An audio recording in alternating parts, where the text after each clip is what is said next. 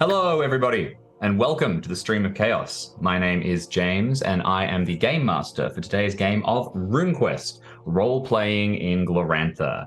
This is the latest episode of the A New Hero campaign, which is a campaign where we are diving into the world of Glorantha, and as we go, we are explaining the rules, we are explaining the world, we are going through all of the exciting things that you can do in this fantastic game, and explaining how you can do it. Today we are not joined by Harley Kane, although we thank her very much retrospectively for her participation across the last 3 episodes, in particular for burning all her rune points and annihilating a flying zombie dinosaur, which is always a great thing to do. Instead, I'm joined by...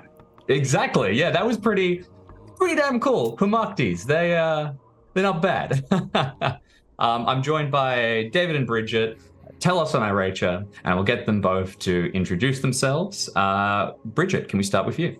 Yeah, hello guys. My name is Bridget Jeffries. I am a Chaosium community ambassador, which means I help content creators self-publish their content for Call of Cthulhu, RuneQuest, 7th Sea, and soon Pendragon. If you would like to connect with me, feel free to hit me up at bridget@chaosium.com. And tonight I am playing Iracha, who was a very charged late-stage teenager that's out adventuring with her brother, but she mellowed out in Humakti territory a bit, and I'll see how that plays out going forward, because she might enjoy the mellow, or the further she gets away from the Quiet Stone, the more that charge might come back. We'll see.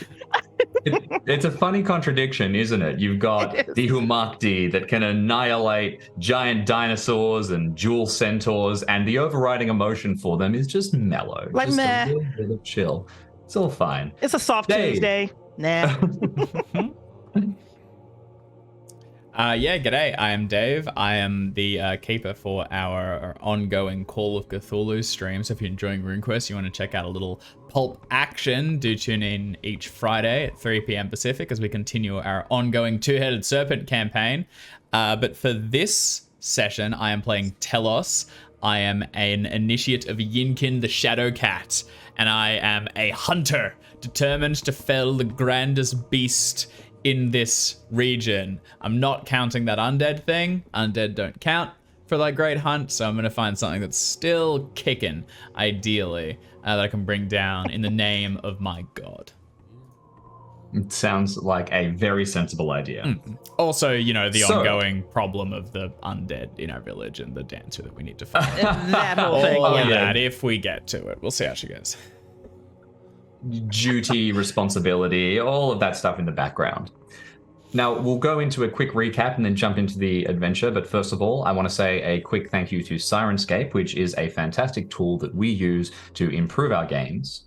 I also want to give a couple of announcements of things that are coming up. First of all, Rivers of London.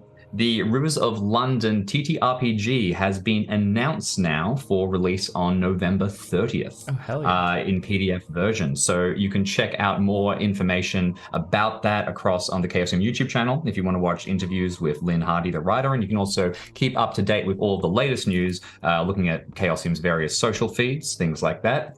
I'd also like to say that next week we will not be streaming. We are taking a 1-week break from this adventure. However, you will not be alone, because we will be running a special all-star game, which you can check out, and that will be happening 1 day later than usual. So if you watch us on Monday in the US, it'll be happening on Tuesday. If you're watching us on Tuesday in Australia, for example, it'll be on Wednesday.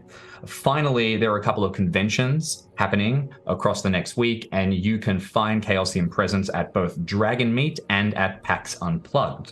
So check all of those things out. Did I miss anything? We were going through all of this before we jumped in. I think I got it. Yeah, you stepped the landing. Perfect. So last time, our heroes met at the Quiet Stone, did a duel with a group of centaurs that were attempting to Did a duel or dueled? Yeah, that would be the correct I like terminology. did a wouldn't duel. it? It's like, Did a duel? Yeah. Mom, I did a duel. Did a duel with some centaurs, eliminated a zombie dinosaur, and now at last they can get back to their main objective, which is to track down the insidious and evil dancer in the dark. That is an undead creature who has been plaguing their village, and they can get there to put an end to that evil and end the threat that this being that she represents. So, the two of you set up, you rest a little bit, you are planning to leave behind Vostara and leave behind the grafted centaur and move further in. We kind of did the formal goodbye last session, but with the added element of, retrospect, is there any other actions you want to take before you get on the road? All good? I think we're good. Those centaurs will leave, do they? They go away? Back to They banded together. They had a conversation. Iracha, you had a bit of a word with them, and there is an understanding that you might be able to call on a favor from them, which is going to be useful if you get back into the tribal clan politics later down the line. But yes, they gather up their things and they ride forth, heading out of the upland marsh. Of course, they're heading in a different direction than you would. Okay, to your perspective, they're kind of heading deeper into the swamp. But yeah, you're not going to be traveling with them in the same way. Okay, that's good. I don't think so. I don't want any tokens from the zombie thing. That boy was gross. I think we just say our goodbyes and chuff off. Probably rest there overnight. Definitely rest there where it's safe, yeah. Safe place. It's nice to chill for at least an evening. But I think come morning, crack track. It's straight on the way. No, absolutely, that's perfect. So you rest for the evening. You can restore your spirit magic points. I don't believe that either of you were damaged, so neither of you are going to need to restore any hit points. Nope. I also went through with the two of you before we jumped in that we've done an experience roll. Usually in RuneQuest, you do experience rolls between large sessions. So you have the idea that every season you do something, but since this is a long-running adventure, we put one in the middle, so you guys, while you're falling asleep, you sure do feel like you've gotten a deeper mastery over a bunch of your skills. I can smell better. At last, exactly. And then at last, you can get on the road. Before we go, Telos, I mentioned to you that when you were looking... Yes, that's you. I mentioned to you that when you were looking over the bones of the fallen creature, you seem to recognize the form and the structure of them a little bit. They seem similar to your bow. I'd like you to make a roll just to get a bit of background information about this before we move along. My default would be animal lore for this, but if you can suggest something else. Animal lore works for me. I mean, what I gathered from it was that the bow may be made from dragon bones, because dinosaurs are like pseudo dragons. They're like heading up that evolutionary chain. That's absolutely right. This is a bit of sort of like aside information. Would this be elder race lore? Is that more of the dragon space? Or I feel like calling them an animal would be rude to them. I feel like they would not appreciate that. That's probably a good point. I think elder race lore is more suitable here. Yeah. I've got way more animal lore. But there's a chance to get some elder race lore. If I succeed this, I'd take it. So that'd be pretty cool. Exactly, yeah. Do you want to augment this with any runes or passions? Let's see. This could be a chance for love family, if you'd like, for example, considering it is related to your father. Papa bear. Old Papa cat. Oh, I like that. Let's do... Alternatively, I was going to say devotion Yinkin, because... Like... Yep. Hunting, like the bow, and it's...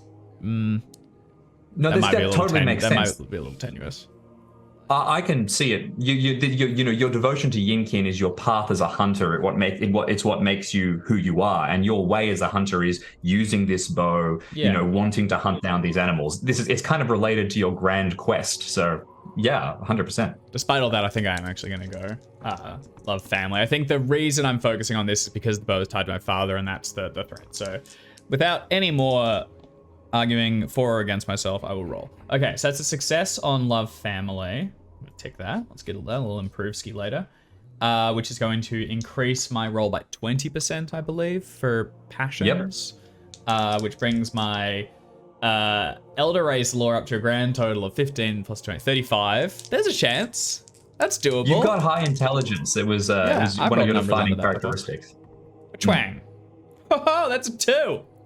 That's Really? Oh my god. 35, 20%. Wow. I think that might be a crit. That's a critical. Yeah, that absolutely. Massive. Yeah, what you wonder? Oh no, That's- Elder Race lore you can't tick. I just looked on the sheet. I don't think you can improve it through normal means. No. Oh dear. Oh no, what a shame. Oh well, give me the secrets.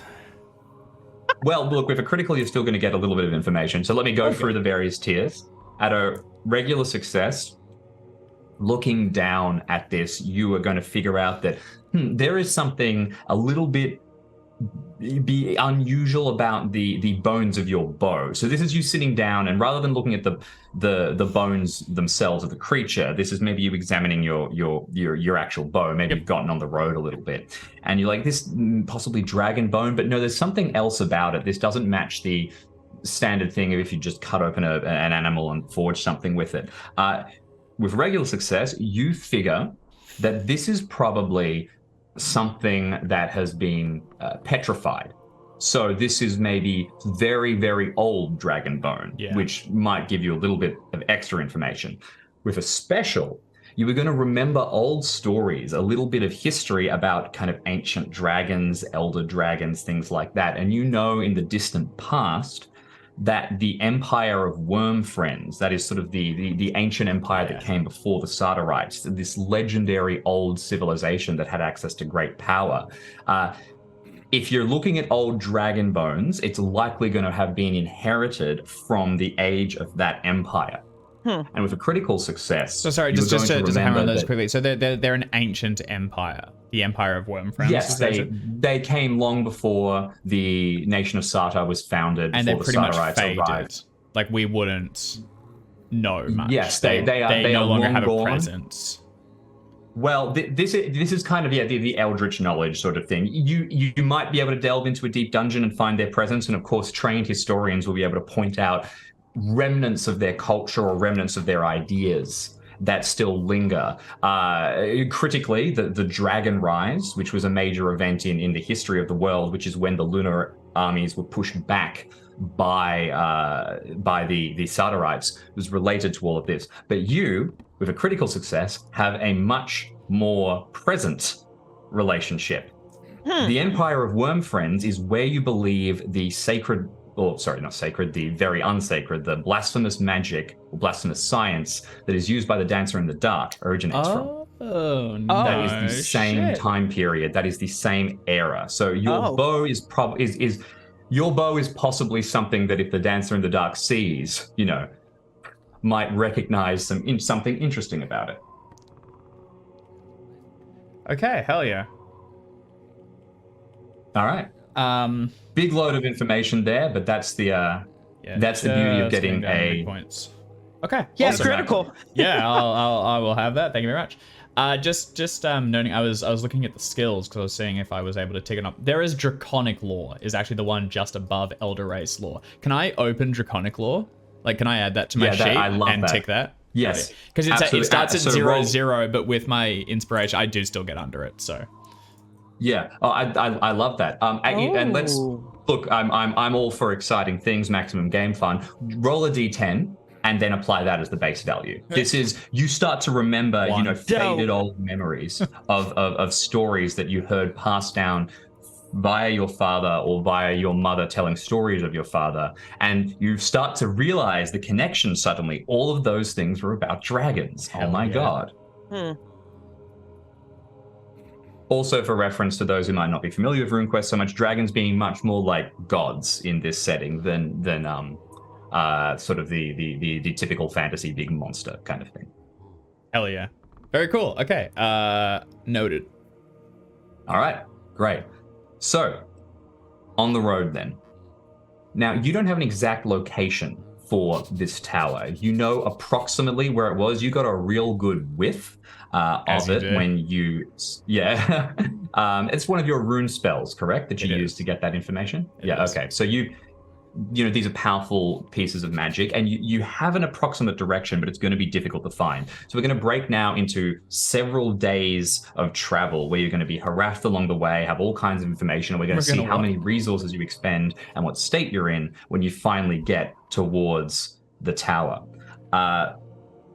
I'm going to ask you, Aracha, what you're doing all the time in a second, while Telos is effectively leading the pack, sort of getting people around. But to start off with, I'm going to need you to make a check for me again, Telos, and this is going to be the method through which you are guiding. Now, if you want, you can retroactively make another scent check. I know you don't have access to the skill currently, but that would imply that you are using your memory of the of the magic that you used, and you're just relying on pulling back to that instinct. Otherwise, you could be trying to fade in some kind of other skill. Maybe you're using your track skill. You're trying to follow along the path that Veer took.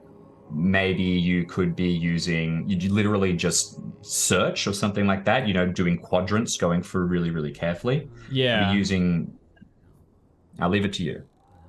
I imagine tracking something through a marsh would be fairly difficult. I think, it's a little hard to spot the signs of things. I guess I am using the scent of things. I think every now and then I'm trying to pick it up where I can. But I think when it's not augmented, it is definitely severely limited. I think I will roll. I guess track's still the most likely. It just might be difficult. Do you want to minus 20 penalty or something? I think we're absolutely going to. I think what we're actually going to do is this is several days back. There's a lot of tracks through here. I think it would actually be a negative 40 penalty, but because of your access to the sense, to the memory, we're going to bump it back down to a negative 20. Awesome. And Veer kind of gave us a over yonder. Yep. Basically. Okay, so that's going to be minus 20. That brings me to 64. Quick math. All right. Rule. Stay on the table. That's a 73. That's a failure. Okay. You reckon you might be able to find it, and you start traveling with a failure. You are really just completely unsure of yourself. Yep. Travel through the swamp at this stage is incredibly difficult. It's very, very dreamlike. You might picture a movie like Annihilation or something like that, even Apocalypse Now, if you'd like. You're sort of forging on through these terrible kind of swampy marshes, exhausted, and whenever night falls, this sort of strange prismatic light fades into the fog. As I mentioned, stuff is going to be happening along the way that you're going to have to deal with, and we're not going to play those scenes out in exhaustive detail. I'm just sort of going to throw a couple of problems at you to understand what your general approach is. But before we get into those, Aracha, during the travel in general, what are you doing? And this might be a literal mechanical thing, or it might just be flavor. How are you coping? Is the presence of the death rune fading? Is your passion coming back? Oh, that's a great question. Let's leave it to the dice. I'm going to go high. She's going to stay in death, and then low. We'll see what happens. That's a 74. Apparently, she's going to stay mellow, at least for the time being. I think she's not a good tracker. That's just not her lane, and she definitely doesn't have scent. The bestial scent thing, that is all her brother's lane, or at least his area of expertise, and she trusts him. So I think the one thing she's going to do is in this particular, that's hysterical, being that I trust him, even though I know he just failed this role.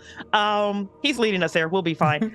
I think she's going to have to step back and go into that big sister owning the tavern mode again. They were able to stock up provision-wise on plenty of clean water from the Quiet Stone, but they dropped all their food off with Veer. So I think as we're traveling, I believe he wants to focus on that. I believe you did resupply with the centaurs. Unless I'm mistaken, you did a little bit of sharing supplies. I didn't talk to them, so I don't recall. Okay. Okay. Well, I'll tell you what. You have enough food for a little bit, but yes, you are absolutely going to have to do some quartermastery things. So please continue. I apologize. Yeah. Okay. So if we have provisions that were shared from the Centaur, she's going to be doing a rationing in her head. This is the minimum amount that we need to keep our calories where it needs to be, where we can execute and blah, blah, blah. So on this travel, I think she would either like to use, and GM, you help me, either her cooking skill, or she has plant lore, or she has farming to see anything that she can grasp that would be edible. I think your cooking skill is entirely valid here. This is, this works perfectly. She is going to augment with love of family for love of family reasons. She hit a 92 over 80. Awesome. Oh, the worst. Unfortunately, the rations you have are just really, really poor, and they're built in a way that there's not much you can do with them. They're kind of like these hardtack biscuits. Oh, yeah, that's the augment. Oh, that's the augment. Oh, that's my the God. augment. Yeah. I always, no, you're good. always do that. Okay.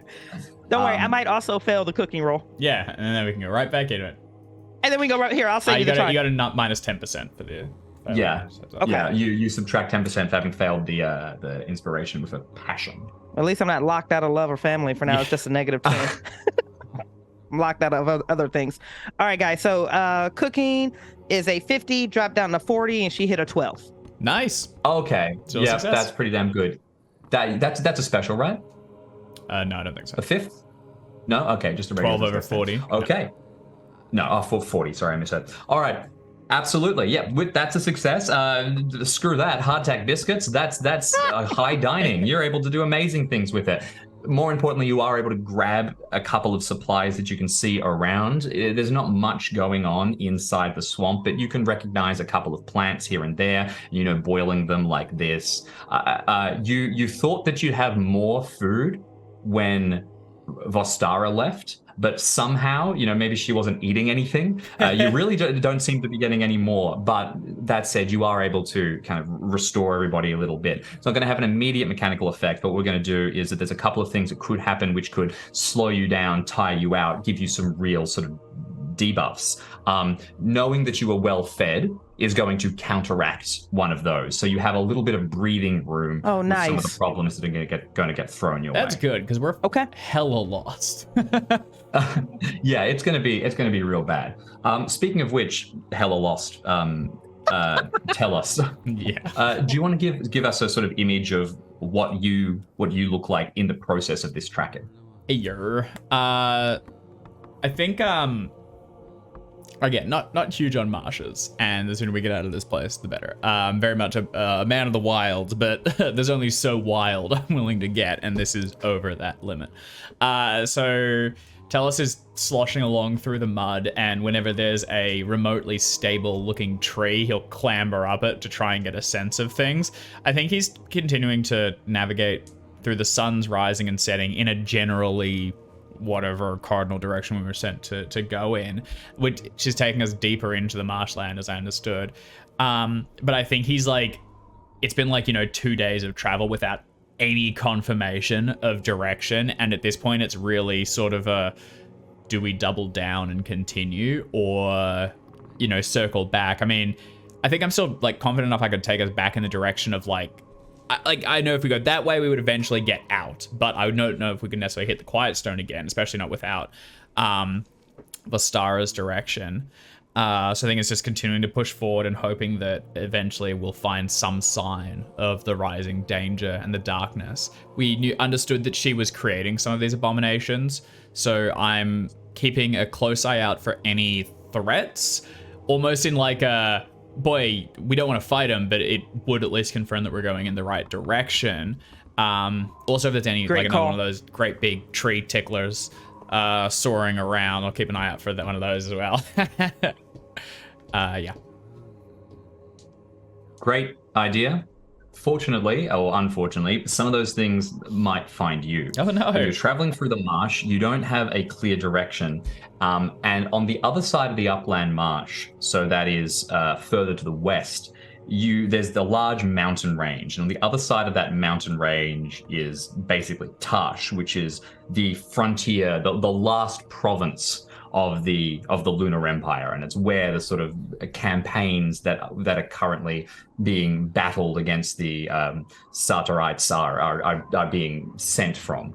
As I mentioned earlier in the campaign, people don't really attack through here because it's pretty difficult to navigate. But you can't help but think that you're so deep, and wonder if you just keep getting forward, you'll find yourself at the peak of one of these hills, staring out towards, you know, an undefended area of Tarsh, or even towards an area of battlefield where maybe your mother could be. Who knows? But as the mountains in the distance begin to approach enough that you can just sort of see them peeking ever so slightly through the fog, you start to realize you are helplessly lost. I have a question. Does Iratia know that? Has that been articulated to her by any means? You would know enough of the lay of the land that you would have an awareness that kind of Tarsh is that way. Much in the same way you might be able to say, oh, you know, I don't know, Utah is that way, and generally in that direction. Like you don't know the exact, and you know that there's a mountain range. So I say yes, you probably know it. But I probably have not clearly articulated how lost we are. I think you probably just haven't heard much from me for a couple days, and I'm doing a lot more tree scrambling than I tend to. It's not panicked, it's still measured. Actually, what we're probably doing is, because it's sort of like what we're probably doing is we're spending a lot more time in single places, because I'll like zigzag left and then hatch back us all the way back to the right to try and calibrate where we are. And because I'm not confident in our direction, it's a lot more not meandering, but like waving back and forth so I can try and pick up the scent again. So you probably would notice that, although I have not admitted defeat. Oh, I'm so sorry. I thought you meant... Oh, go ahead. Sorry. Very quickly, I'd just say, I thought you meant, do you know where Tarsh is, not do you know if you're lost. Oh, no, yeah, sorry. I leave that to the two of you. You're good. You're good. So by the second time this pattern repeats, and because it's not like he speaks to her anyways when they travel, him being silent for 2 days means absolutely nothing to her. But once she picks up on that pattern, that very next time he comes down a tree, she's like stopping directly underneath him, looking up at him where he can't. Like, there's no way he can get around her. He's either going to have to jump over her or aside of her, but the straight drop, she's there. And she's going to ask, are we lost? I'm not certain. We're going in the right direction. This is hard to track through. That was a very roundabout way of not answering my question, Telos. Are we lost? We will find it. It's just a matter of time. I need some scent, something to find. Give me another day. If we find nothing, then we will make another plan. I'm confident, though, if we go in that direction, we would hit Tarsh. If we go in that direction, we would hit home. Eventually, it is a matter of time. You found us enough rations. We can keep going for a while, I would think. How long have you known that we were lost? I have been redoubling our efforts for 2 days now. She looks disappointed, but with apparently this death rune still on her, she's not actually going to jump you on that one. Okay. And she'll step back and give you at least enough room where you can comfortably, you know, meow. Splash down into the water. Right. It's probably interesting that we didn't realize the calming effect that, I guess, because we haven't really traveled that much, the two of us, before now. But then I think also like realizing the not the calming effect necessarily, but like the, I guess, buffer of the third person between. I think it's probably like redoubled a little bit. Some of the awkward, I guess, like ness of it. You know, it's really just the two of us. Yeah. I think that you two have generally had a pretty bad track record with being angry at each other and travel. Going back and forth in between the Orlevin clan's village was never an easy trip. No, we're definitely a swinging pendulum, for sure. You've only been traveling for a few minutes when you see the first instance, after this conversation that is, a few minutes when you see the first instance of a problem that's going to plague you throughout the rest of your journey. You hear a slight twittering. It's nice. It's reassuring. You haven't heard the sound of birds and animals for quite a while. There's a little flittering towards a tree not too far away. The two of you hesitate because you're very on your guard, and you spot this lovely little plump little bluebird thing come up and perch on the top of one of the branches. least you think that's what it is for a second. It's only after it stops that you can see that this bluebird is very dead. Okay. It's got barely any flesh hanging off on it, but still somehow one eye is intact, and it looks around with a very sinister gaze. It is moving in the same way that the dinosaur did. It appears to be tracking, it appears to be searching, and you get the immediate sense that this is looking for you. This is, Lord of the Rings, the arrival of the spies from Isengard, and they are going to be a problem for you throughout your entire journey. How are you going to avoid being spotted by the dancer in the dark? Well, for what it's worth, I think seeing this is actually, it's not inspiring, but it's good to show that we are moving in the right direction. I think spotting this is probably enough for Telos to sort of point it out at least and say, we're going in the right direction. She's looking for us here. Or we're going in the wrong direction and her flying pet hasn't checked in the last couple of days and she's trying to see what happened to it. We're walking lost in a swamp. Everything's a gamble. The odds are better in this direction. Fair. As we're talking, we're sort of hunched down behind a tree. I'm going to try and string my bow, and my intent will be to fucking pot shot any of these nerds I see as we travel. As we travel along. I want to kill that little thing. Absolutely. Absolutely. All right. Did you carry like a sling or anything that you can kind of like ranged donk? If I remember right from way back when I first brought this character in, I feel like she had a sling, but I'm looking at the sheet and I don't feel super warm and fuzzy about that. Dagger and a spear. I think you do have a sling. I do have a sling. Yep, it's there. You've got a little bit of skill in it. Yeah, and they're easy to carry. It's literally at the bottom of your bag. You're like, did I bring my sling? You have to go through and unpack everything to get it out. I've been using it as like a headband for a while to just keep the sweat out. And you're like, oh yeah, it's a weapon. Yeah, so she has a sling. Yeah. We'll bring the sling out during the swamp. I guess, you're flagging this as more of like an ongoing problem rather than a single event, Jim. Yeah, this is something that, however you avoid this one, in a little bit you are going to see another. Not necessarily a bluebird, but the theme is cute critter turned into spy. You can see a lovely little squirrel coming up. Instead of holding nuts, it's holding bits of its guts in as it kind of plays with them and keeps looking across trying to find you. All of these lovely little woodland animals that have been corrupted by the marsh and that are hunting. It's like evil Cinderella or whatever. They're going to try and dress us, but, in mummy garbs. I got a question for you. I have no idea how my character would be able to identify this, so I'll need help. But based on this reoccurring woodland critter situation, am I getting the impression that basically it has camera eyes, the Bronze Age version of something is being ported back, or it's seeing us and then running off to report back? Because I'm trying to figure out what's going to be better, like kill or capture. Capture means it can't get back to report. Like, what could I roll? 100%.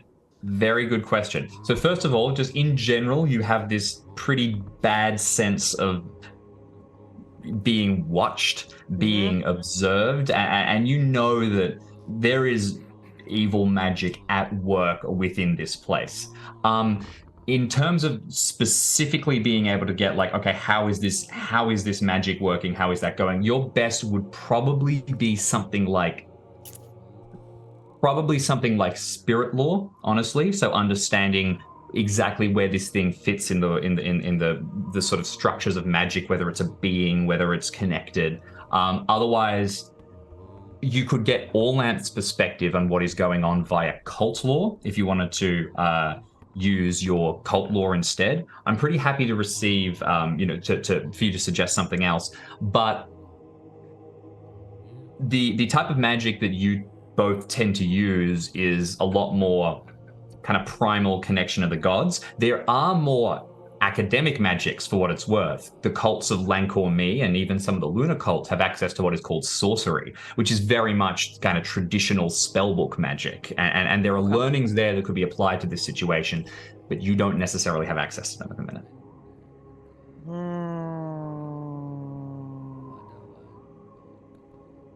So cult lore, spirit lore, if you want sort of general, just give me the information. Cult lore, you'll have a better skill in, but it's going to be Orlanth flavored.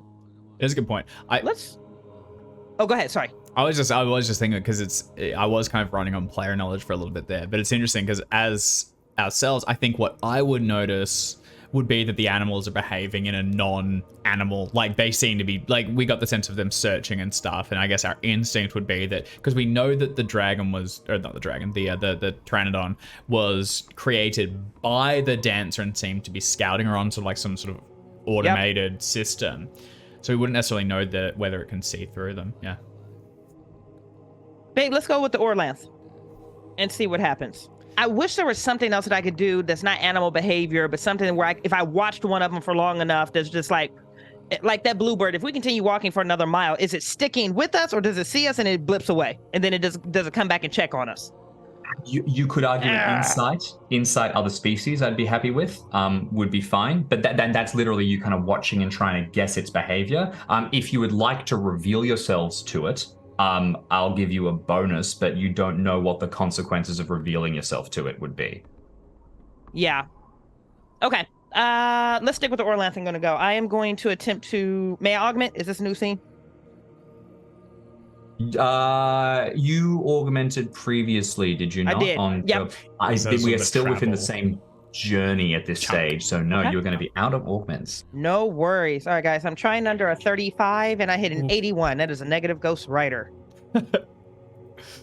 No, not fantastic. Okay. Look, 100 different ideas are kind of blasting through your head. It could be literally camera eyes. If you kill this thing, is someone going to know? Is this a just completely stay hidden? Your instincts say that your safest approach is if it never spots you, it can't report on you. Yeah. But anything else, you're just not sure. Tell us if you'd like to take a different approach, you can. I think it's move quietly and avoid them where possible. If one appears to be scanning and seems to get close, I think it's try and shoot the little critter and take it out before it gets a chance to spot us, or at least to flee and report. So avoid it as long as possible. If it does seem to see us, kill it. Okay, the old perfect. 1, 2. In which case, I'm going to ask for move quietly checks from the both of you. Okay. Damn it. She's so good at that, guys. I do have the silence spirit magic, and I will be casting it where it's applicable, given this sort of like another sort of longer term thing. It's also, it only lasts for like 5 minutes. It's probably not relevant, but just for flavor, I think, in circumstances where we can't get past it without splashing, we'll buff up and sneak along for a little bit. You have access to the silent spirit magic. That is something that I want to bring up here. So using that, you can cast it on the both of you, correct? Yeah, you can give it to Rachel. I think you've done it before. If you want to spend the appropriate amount of spirit magic, because this will be something that you would be casting a lot. Yeah. But the problem is it also refreshes pretty quickly too. So I don't know how to factor that in. But the idea would be that you're repeatedly casting this every couple of hours. So when we get to the location, when you finally arrive at the tower, assuming you find it and don't die, you're going to be coming in with pretty low spirit magic. Potentially. And this is something that could get lower and lower depending on other things that happen. You can throw silence at every problem, but that might mean that you arrive with completely drained reserves of magic. That works for me if it's going to get, if it gives us, if we can use it to avoid situations. You'll get a plus 20% on the move quietly. But I'm tapped down to like 0. No, you'll get tapped down the standard amount for 2 castings. So you'll make your power checks. If you manage to crit one and save your spirit magic, you'll get more. Yeah, I'll do that. Okay. Okay. Fantastic. So I'm going to roll make my 2 power checks, and if you have fails or fumbles, roll appropriately to deduct the correct amount of spirit magic, and then leave it at that. Do not restore until we arrive at the or until something else happens. I have to roll a couple times to get one of them to go through. There we go. All right, yeah, both are going to just normal succeed. So I'm just going to tap that, and we will move silently. Okay, I'm going to roll fantastic. Quietly. Same from you, please, Iracha, and you can add 20% thanks to Telus's magic. All right. No. Oh. All right, I'm rolling really under a sorry. 90. Oh my god, I failed as well. I rolled a 94. Oh, Look, good news, you wow. don't need to feel sorry because we both fucked it up. We come out and do a creeping song and along. dance for the next bluebird. Or we creep along Maybe- completely silently and then we look up and it's like right there. It's just looking at us. Maybe you avoid this one. Maybe you avoid the next one. But bit by bit, you are going to get spotted not once, not twice, but again and again. And you are pretty sure that your passage through these marshes is being pretty definitively tracked. Oops. After you're spotted, things start to get a little bit more difficult. Does it appear to be getting more of them? Is it like we see the first bluebird, we avoid that a couple times, and then the next time we camp when we wake in the morning, there's like 6 of these little weirdos in different So points? terrible.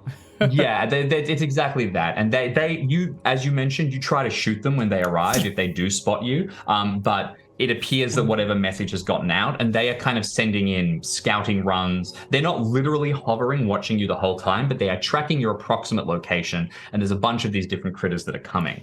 Yeah. Once they have your location, other things start to appear.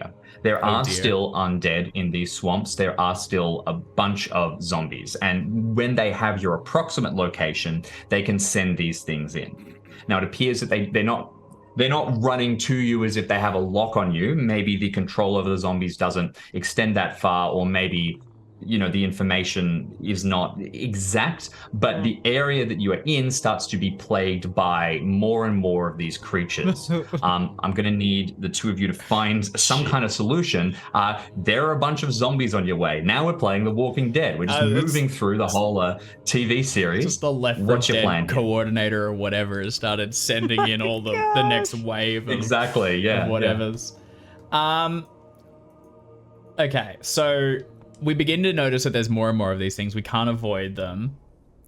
Well, you could try, but that's going to be that's what your tactic is, for example. And if you fail there, the penalties here isn't just going to be being spotted. It means that you get jumped at various points, you get attacked. Even just assumed if you succeed things, the idea is that you would have been in combat a few times at various points while you're wading through like mud. One of them comes at an inopportune moment and you need to spin around and battle it and you're getting scratched. And No, weathered. I get you. I'm trying to get in the head of a character more intelligent than myself.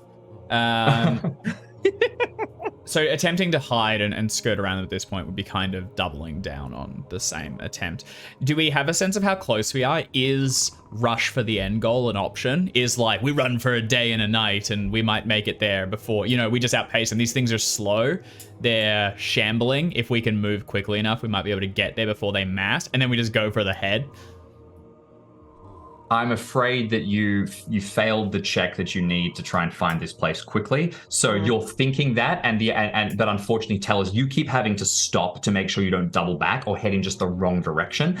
You know that if you just go for a sprint, the chances are that you will end up wrong way, surrounded. So pretty dire. And then there's more and more. And picking off one, I mean, these things aren't super easy. Just a couple of those little dino guys almost took me out. So a fair fight every time one of these shows up is going to end. Eventually, one will go wrong and we'll lose. Yep. Arita, do you have any rune magic or buttons that might help us out here? I literally just ran through the whole sheet trying to figure out if there's anything I could use to help. I just want to clarify quickly that these are not the zombie dinosaurs here. These are humanoid zombies. So they are a little slower. They are a little easier. But yes, they are a threat. And this is assuming that you use all of your tactics. You are outrunning them when you can. You're taking the easy kills. You're sneaking when you can. But what is your overarching default? How are you proceeding with this problem? I wonder if we can draw a lot of their attention into something. Do, something like light a large bonfire, be seen by as many as possible. Like what the next night we camp, what my thought would be is we camp in a high and dry spot somewhere clearly visible. We light a large fire, and then as soon as the smoke begins to fill, we use silence as much as we can to creep down the side, slide into, an embankment, and just draw enough of them there that we get a bit of a head start on the next set. If they have to all divert and head towards me, it might get their attention for a little while at least. And I guess kind of doubling down on that, moving stealthily. I'm also thinking if we move through higher water, that'll slow them further and we can try and get a bit of a head start. That would be my suggestion. And thinking and tactics obviously isn't Iratia's happy place. She's a talkie and a point and stab. she can't think of anything that's going to challenge that or be better than that at the moment.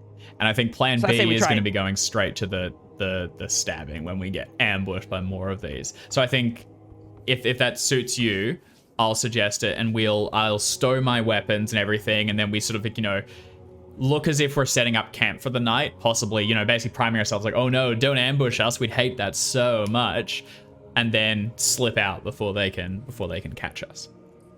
Because Absolutely. they're not smart. We've established that one. They're not free thinking. They're following a command. They're not smart. And we don't should be think able to they're being outthink a dead brain. And it's less like they're being actively controlled from what we've seen so far. It's more like they are given like computer, like they're coded to like have a set command, see thing, ambush. So if we just kind of set a trap, go, oh no, don't ambush us, then slip away, by the time they get new commands or new directions, hopefully it's too late. Yep, that you're exactly right there. So can I add something onto that? She's just gonna have to try it because it's bothering Bridget, so it's gonna bother Iratia. She wants to at least capture one of the little squirrels. They're slow, right? They're not Speedy Gonzalez normal squirrels. She wants to capture one of them, anything, because at this point she's gonna be her irritation's coming out. She wants to capture at least one of them. Yeah, I think sure. I'll tell you what. It's going to be relevant just because they're spies. Can you make a game check? So that is in knowledge. Oh, it is. Oh, no, knowledge. Sorry, that is probably game as in literal games, not game as in hunt. I keep seeing her, it's to see it next to her, and that's what I get. Survival is what I'll ask for then. Where's survival sitting just for expediency? It's down the bottom of knowledge. Yeah. Bottom left. Got it. Okay. All right, come on, sugar pie. No. I missed it by 4. You get one. You get one, but it takes a while. It slows you down, and it makes them more aware of your location. What would you like to get? You want a squirrel? You want a bird? Maybe a nice little rabbit. You know what? Let's do the. Any of these let's do the squirrel. Swamps. Let's do the squirrel. Yeah, they're not. They don't want to be here. They're real not pleased. Okay, squirrel. Absolutely. You've caught this little squirrel. It does go kind of rabid in your hands, but it's not moving well. So you just kind of hold it by the neck and kind of like pin back its arms, and it can't really. It's annoying, but you're not in any danger. Okay. What was your plan now that you got one? This is gonna sound really random, but she wants to leash it. Leash it. Okay, absolutely. Dead easy. That's why you've got the sling. You've untied it. That's why I've got the sling. Yeah, tied this leash. And really, what she wants to do is like, all right, so you see me, I see you. What are you doing at this moment? Are you trying to go back home? Can I use you as a sniffer? Are you going back to mom? Where are you going? What do you want to do now that you have seen me, little buddy? Okay. What is your next piece of the code? Make an insight, and you don't need to use own species here because functionally you're playing against the dancer in the darkness here. You're not so much playing against a squirrel. A 3. Oh my 3. God. Hell yeah. Spectacular. Okay, fantastic. Stupid squirrel. The squirrel starts to try and get away from you and hide. It's not trying to get back home. It's trying to get back to safety.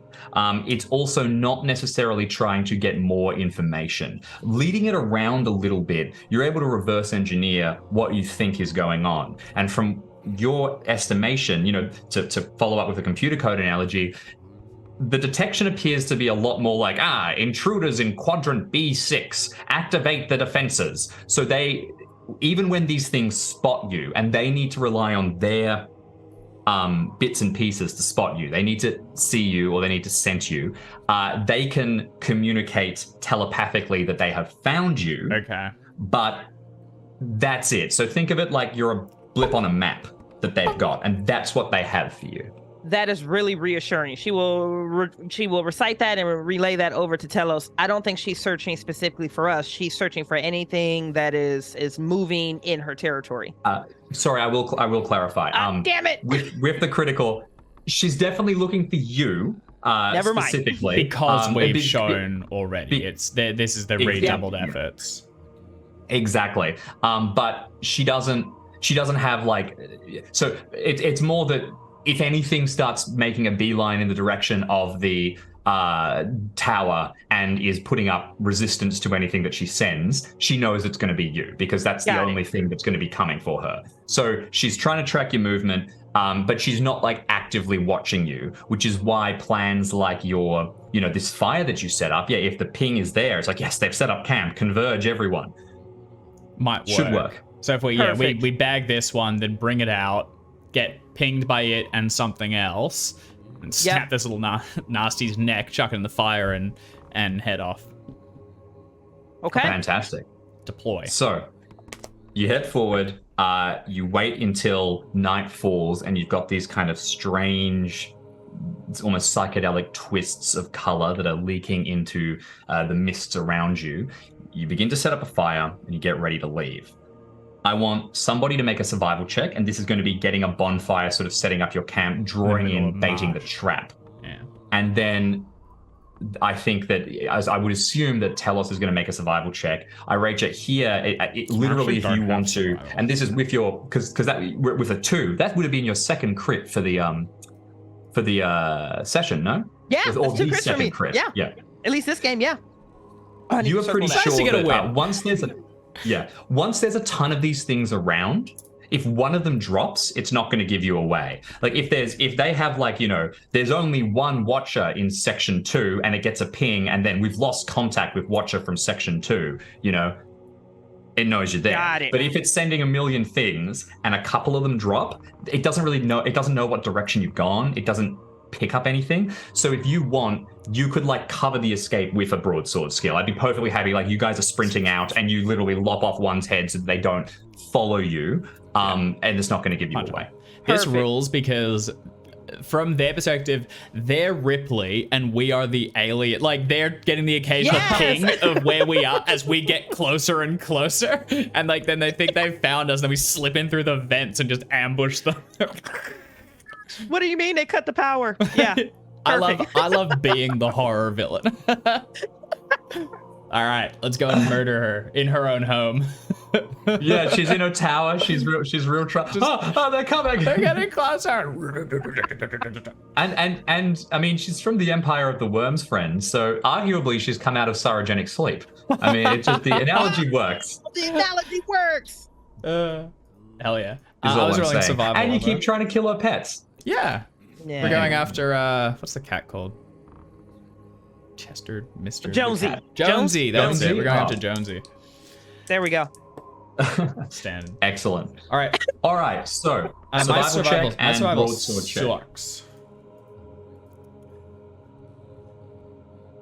I'm trying to reconcile why I have no survival. Because I do have no survival. I'm just thinking it through.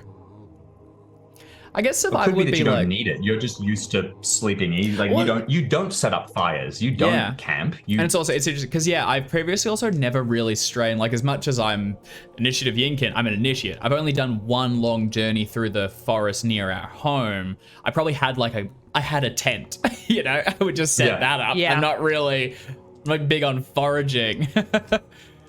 All right, survival. And the other thing is that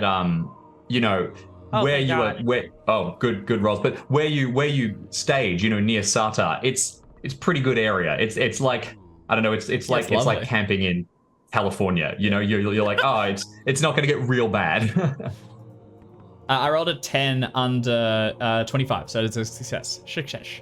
That's fantastic. Okay, you are building this massive fire. I was going to say that I was going to bump the difficulty by 20 because Irachia had failed the check to catch these things, but then counteracted that with how it works and you got a crit, so it becomes a flat roll. Thank God, because that would have failed if the difficulty increases.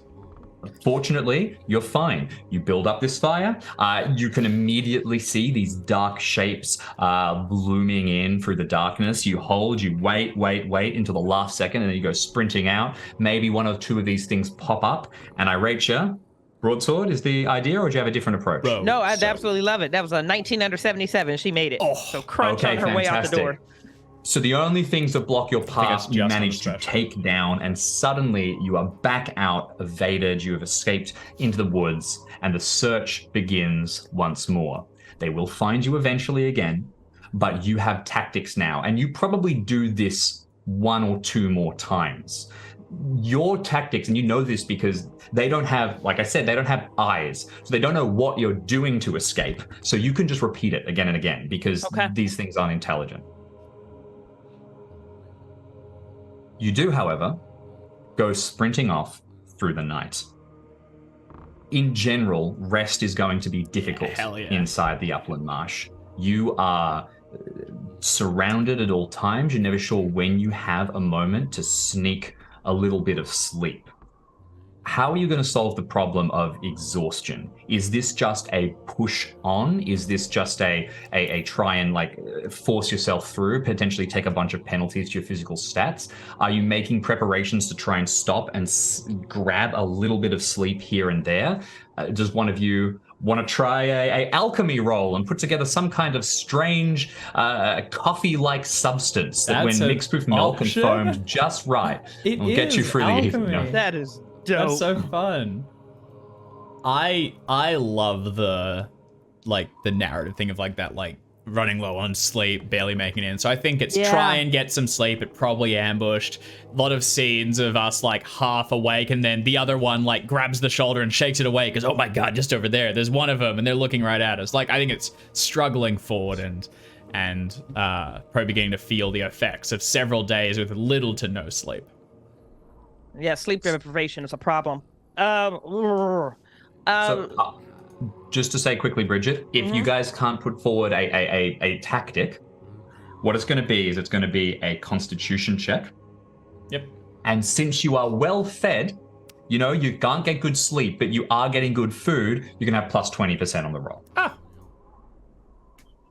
I know. Okay, so mechanics reverse to you, James, to see if anything can help. With some of her common rune magic spells, she has everything from sanctify to warding. Is there anything that I can use to at least give us a bubble where we feel a little bit more comfortable sleeping? And or the second thing I was wondering, this summon cult spirit, if we're running exhausted on setting a bonfire, can I set something loose and go wreck shit in that direction, please? Just keep running that direction and trigger everything in that way. I haven't looked at the common rune magics that much. What a good idea. There's also like find enemy. Absolutely correct. There's find enemy in there. That might nip some of this in the bud, right?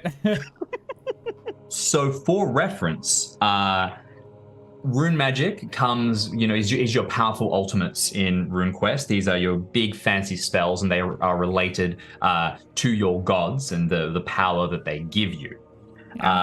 There are unique rune magic spells, which is how Telos was able to use his connection with the Shadowcat to be able to send out the approximate location of the tower. Iracia, you previously blasted people with lightning. But there are also common rune magic spells, and these are just sort of a generic set of abilities that everyone tends to have access to, and you all will as well. So let me check the common rune magic spells and have a think. Summoning a cult spirit's a good idea, just for unleash the thing on it is a great put a little air elemental or something and just like run that way, please. Just wreck shit, knock over everything in that direction, please, and don't stop until you expire. That will definitely lead people off you. You could use it to get some sleep. You could use it to take people in the other direction. Now, one thing I want to make sure, though, is, correct me if I'm wrong, but you are currently locked out of your air rune. I'm big locked out of air, honey. I really am. Okay. I'm big locked out. I'm going to need to double check that, but I am concerned that while you are locked out of your air rune, you might not be able to cast magic, which is a massive factor. Where's RQ staff when you need you're okay. You're locked out of it, which means that you subtract 20% for all rolls using that rune. So you have a lower chance of succeeding. But you can, if you pull deep down, still activate that sort of critical magic. Okay. Sanctify is actually a really good idea. So Sanctify basically blesses a 10-meter area. It alerts you if things come within it. And you can increase the range, and it also like lets you know spirits cross it and stuff. So that would be a really good way for us. You know, if we find underneath a tree that we can squeeze under, and then we sanctify the region. Yep. That seems very much like it would alert us to the undead. And also, I don't know, Jim, if it extend to like they'd have a natural unwillingness to necessarily go there, or maybe they're commanding coating, whatever, wouldn't work under it. No, absolutely. And the other option that you have is warding, which creates an 100 square meter area that is going to like protect you, give you counter magic points, which will probably affect the undead. That one tends to be like, buff your defenses. Like, so it's not necessarily. We also need to like craft 4 wands you. for it. So we'd need to like harvest materials to give symbols to Bingo or Yinkin. Absolutely. Sanctify. Yes. So sanctify seems like a good idea. So does summon cult spirit. I'm happy with either of those. Although in fact, you are. I mean, you're an Orlanth Vignan worshipper, right? So if you usually you would have to bind and control a cult spirit, but you're kind of in an area that is surrounded by hostile things. If you summon something and you kind of just go, you do you, it's probably going to go, sweet, I will, and tear off and start whacking. Go live your best life, baby. Have in fun. Any direction that's not here. Bye. Come back before sunset. Right. I am totally happy for you to if you want to spend a rune point to succeed at casting here, I will say that you are able to strategically use this to provide yourself with enough sleep. Like you can lead them away on a wild goose chase, and you can actually get proper rest. Okay. So, like, narratively, at some point, since apparently I've decided she's going back to being charged as the further she gets away from the Quiet Stone, it's like that sleep deprivation is hitting. And, like, the very last time she's not able to get sleep and she's able to get her hand on a blue bird, like, by the time she gets done, like, repeat smashing this thing into a tree where there's, like, nothing but a wing left, she's like, I'm done. I'm finished. I'm done. We can't do this. This isn't sustainable. We are going to be too tired, too irate, and too sleep deprived to fight this thing. I'm done. And then she's just going to start casting right there in that moment. It's almost like she's not thinking about it. It's not strategic. It's not like, it's just like pure emotion. It's like, I'm doing something. Fuck yeah. That's fantastic. So what does it look like? Does lightning start to crackle around you? What is your actual cast? And then after you describe it, please make for me an air rune check. Okay. Oh, wait, no, that was a D20 and a D10. Sorry, we're still okay. You managed to roll 170 somehow. It was impressive. Only I rate here. Yeah, so by the time she is finished, like with the second to the third to last flap of this undead bird against a tree, by the time it's hitting the third, the second, and the first time, it's sparking with lightning, which is just channeling from somewhere, just from a place of fear, frustration, and sleep deprivation and annoyance. She's back. And she says, I'm done, I'm finished. And she just extends all 5 of her fingers towards the ground, and just like little jumps of lightning, very small, jump from her fingernails to the ground, fingernails to the ground. And I don't know what I'm actually casting here. Is this the Sanctify and the summon? You only need to cast one of these. Rune magic spells are really, really big. You can flavor it either way, whichever one you would like to be more dramatic. Is it that you create a bastion of protection that you rest within, or is it that you create a decoy creature that goes off and leads them on a wild goose chase? Telos, out of game, do you have a preference? I think they're both pretty cool. I generally don't. So they're both going to affect the same thing? Yeah, I think both. I'm also keen to see what the flavor of each one is, so I think so, fire well. GM, do I have to choose an element for this elemental, or can I make it anything? So this cult spirit, I mean, typically would be an air elemental or something like that. But specifically with summon cult spirit, you are summoning a representation of your attachment with Orlanth and Vigna. So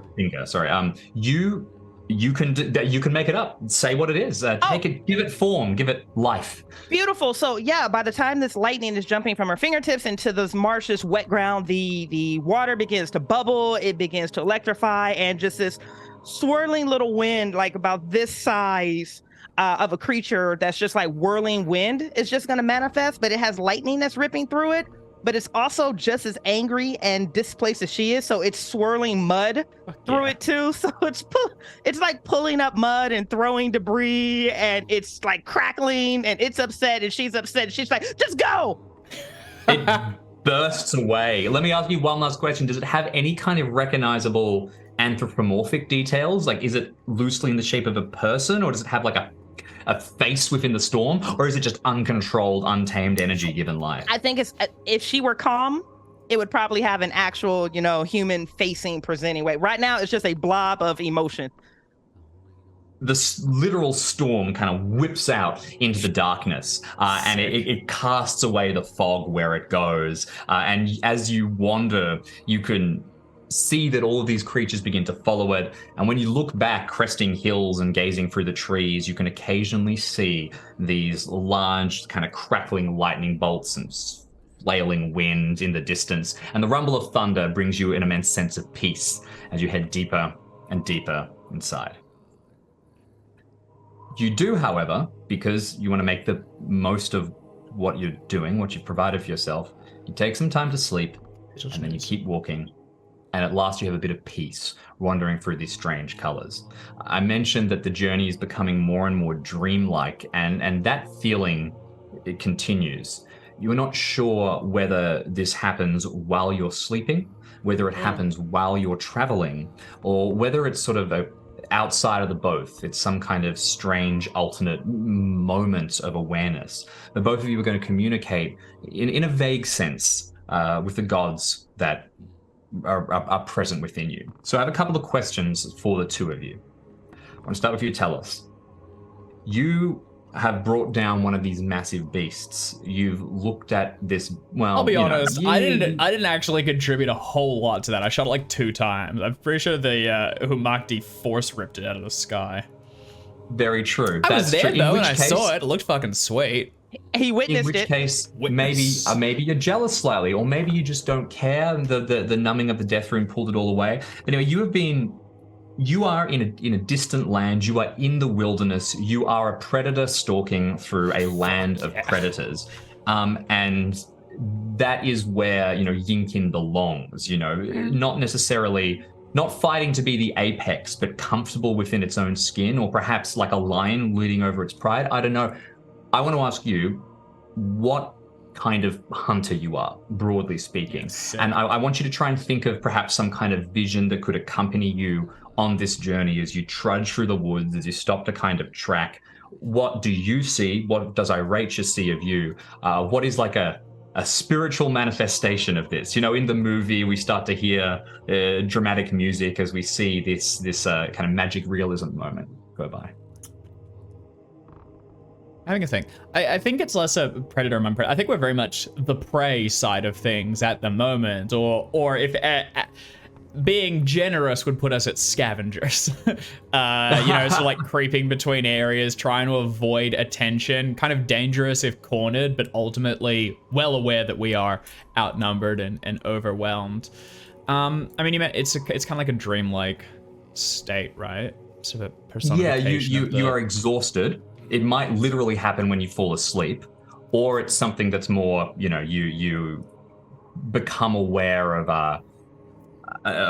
like strange shapes within the colors of the sort of prismatic fog as you walk. Or maybe it's literally just in your mind. You're just imagining it, and you are literally just being contacted and communicated to by Yinkin. I'll let you push into this as much as you want.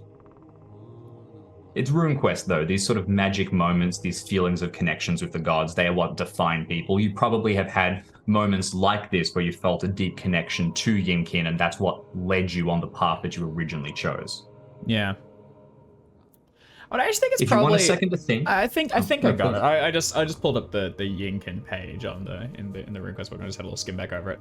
I think it's probably more an absence rather than a presence. I think this is not the vibe for Telos, nor necessarily. My assumption would also not be for Yinkin. I don't know if Yinkin like directly opposes the undead, but I know in general that tends to be kind of like it's not real cool. And there's nothing living here. A marsh normally would have some life throughout it, but everything here has been undeaded and returned. So I think this place is kind of a perversion of a lot of Yinkin's values and the ties to nature. So I think at some point, half in sleep, and after stomping for days at a time, Telos would probably see a image of possibly a shadow cat or something similar, something very closely tied to Yinkin, some great big and quite noble beast. But then as he stops to look at it, it turns to the side and you see the undead nature of it, rotting flesh and entrails pouring out, and it's kind of just reiterating that this is not a place for him nor for his god, and that, you know, he's pretty determined to get out there and kill the dancer that's ruined this area for everyone, and also just kind of to get out of here. I think he originally went in with the idea of possibly hosting the Great Hunt, but I think more and more this isn't a place of worship for him. Yeah, it's kind of cooked. Fantastic. I absolutely love that. There is a deep wrongness in this place, and there is a beauty to the attachment of the Shadowcat that you have, and it's not feeling fulfilled here. Whatever this is, if there are people that are able to, you know, find Yinkin in this place, it's not you. And that's not how you find your god. Iretia, I have a similar thing for you. You know, you have these dreams, you have these moments of wandering, perhaps you have these visions. What I'd like to ask you is a little more mechanical.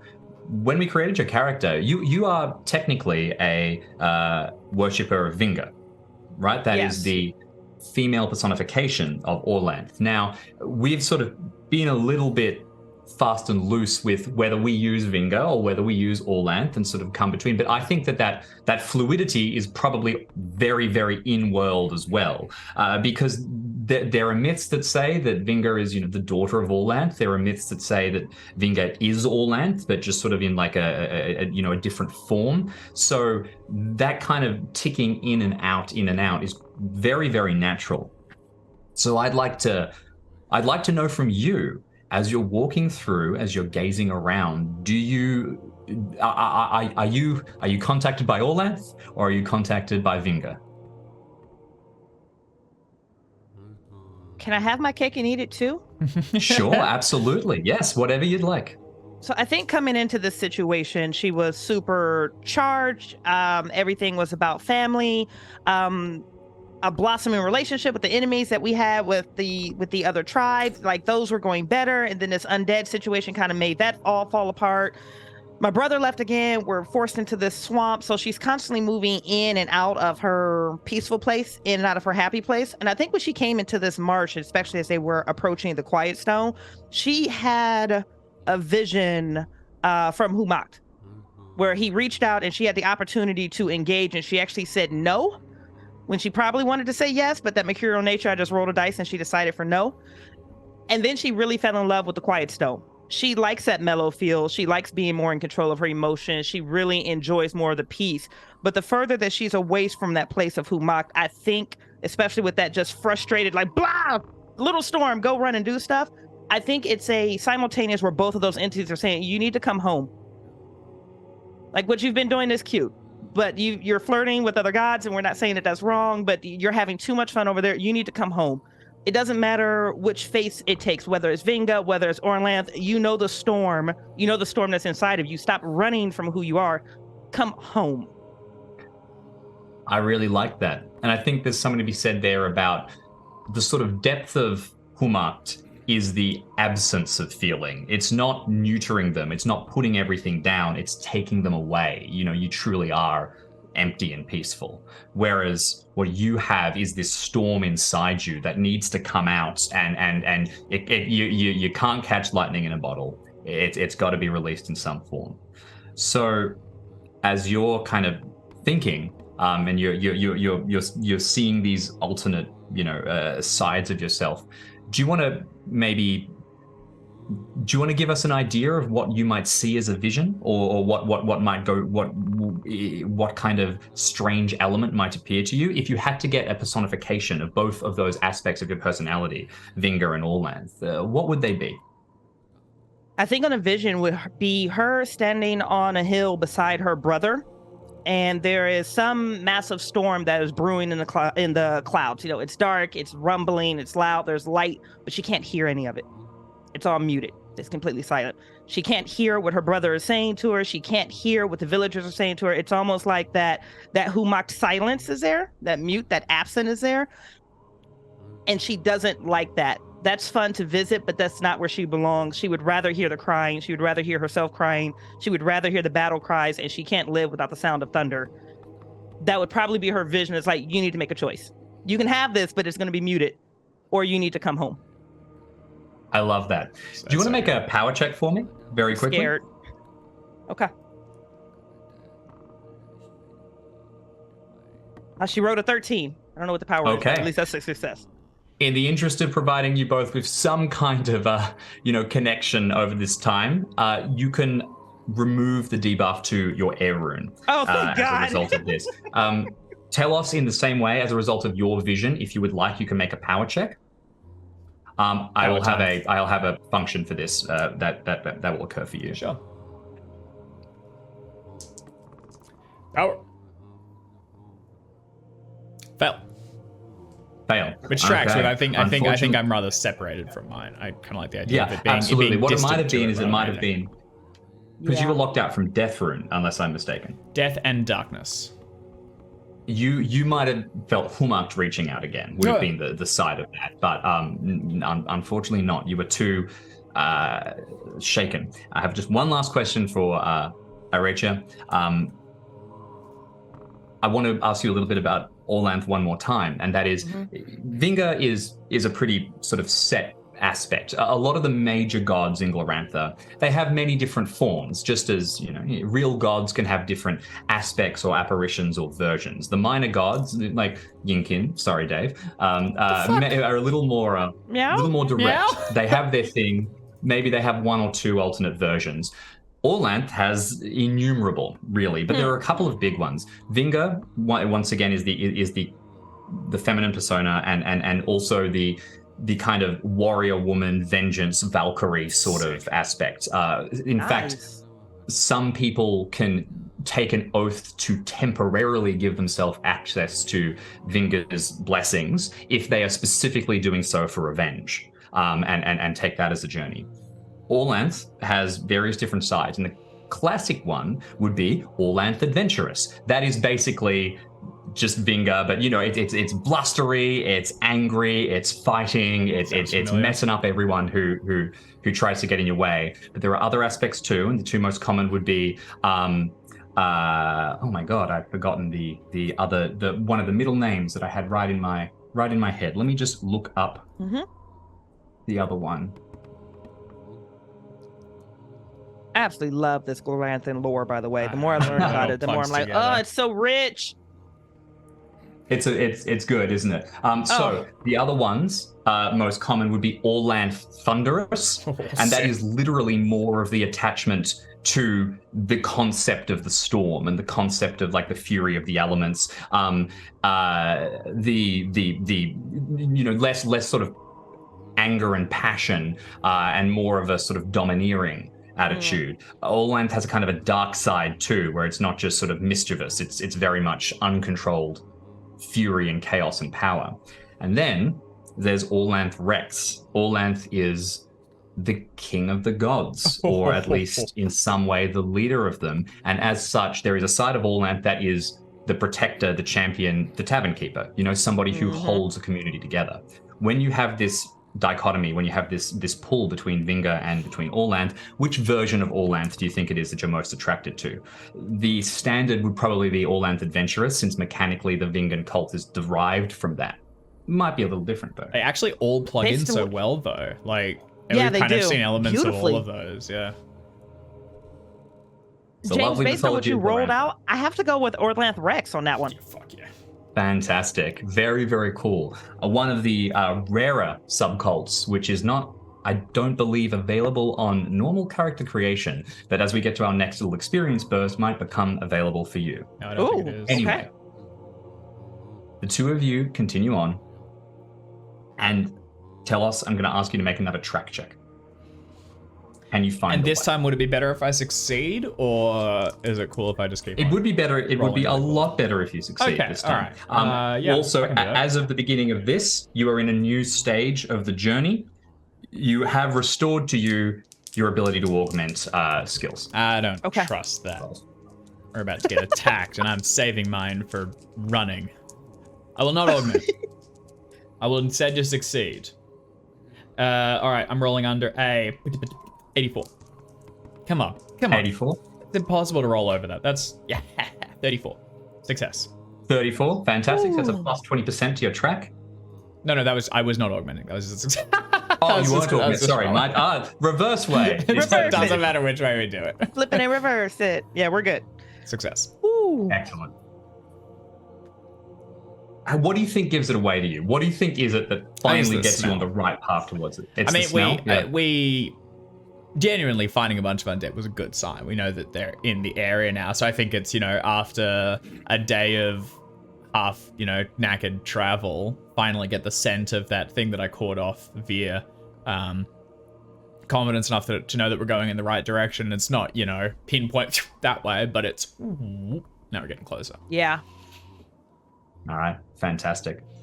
You begin to move through the woods then, the swamp, and this time you are certain you have it. You can almost see, in your mind, in this still kind of half dreamlike state, a great leaning tower in the distance through the fog. We've got spires at the top. And could that be a tiny figure standing on the incline at the top, holding out their hand and scanning it across the entirety? No, surely not. You're much too far away. Definitely out of bow range. Put that away. But with the sense firmly filling your nostrils, you're able to make it closer and closer. I had a bunch of other problems that were going to face you, but by being able to succeed on the second point, you were going to avoid most of them. And you succeeded on the first one too. Probably would have made things easier, huh? You could already be having a nice sit down conversation with the dancer in the darkness, sorting out your problems, getting through it all. The only one that I will throw at you now, because you've started being here in a little bit, is that you are starting to run out of food. But no, you're not. You're well fed. So with that idea, the days trickle past, and after probably a bit over a week of travel in total, exhausted, snatching sleep where you can, and when you just couldn't anymore, using RH's magic to buy you enough time to properly rest, you eventually are going to come into an area of the swamp where the fog becomes thicker and thicker and thicker until you really can't see more than a few inches in front of you. And when you're traveling through the night, it becomes this wall of just color, like you're walking into a TV screen that is displaying like that sort of prism static stuff. And then finally you burst through it, and you are inside a wall of this shimmering mist. And it almost seems like it is protecting this area. And you can see you are surrounding a crater of some sort, an old crater that has become overgrown, and that water has collected in. And standing in the middle of the crater and poking out of it, so it kind of seems like it grows out of the side, is this long tower, probably 6 or 7 stories high to our knowledge, but tilted so far onto its side that you think you could run up and jump from the lip and possibly grab the tower if you were willing to risk falling quite far down the steep lip of the crater. Once you step inside, you can get up to the lip, you can have a look around. The tower is made of old black ruined stone, but unlike everything else in this area, which has been completely overgrown, no plants have taken upon the brick. You can see the only signs of the passing years that have affected this place is that it has slight weathering on the stone, but then you realize that this weathering is actually this spiraling death rune again and again surrounding the entire length of the tower in this pattern. That's dope.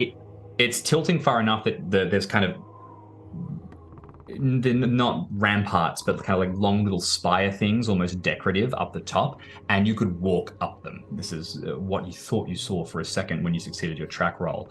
Tell us. There is no one up there.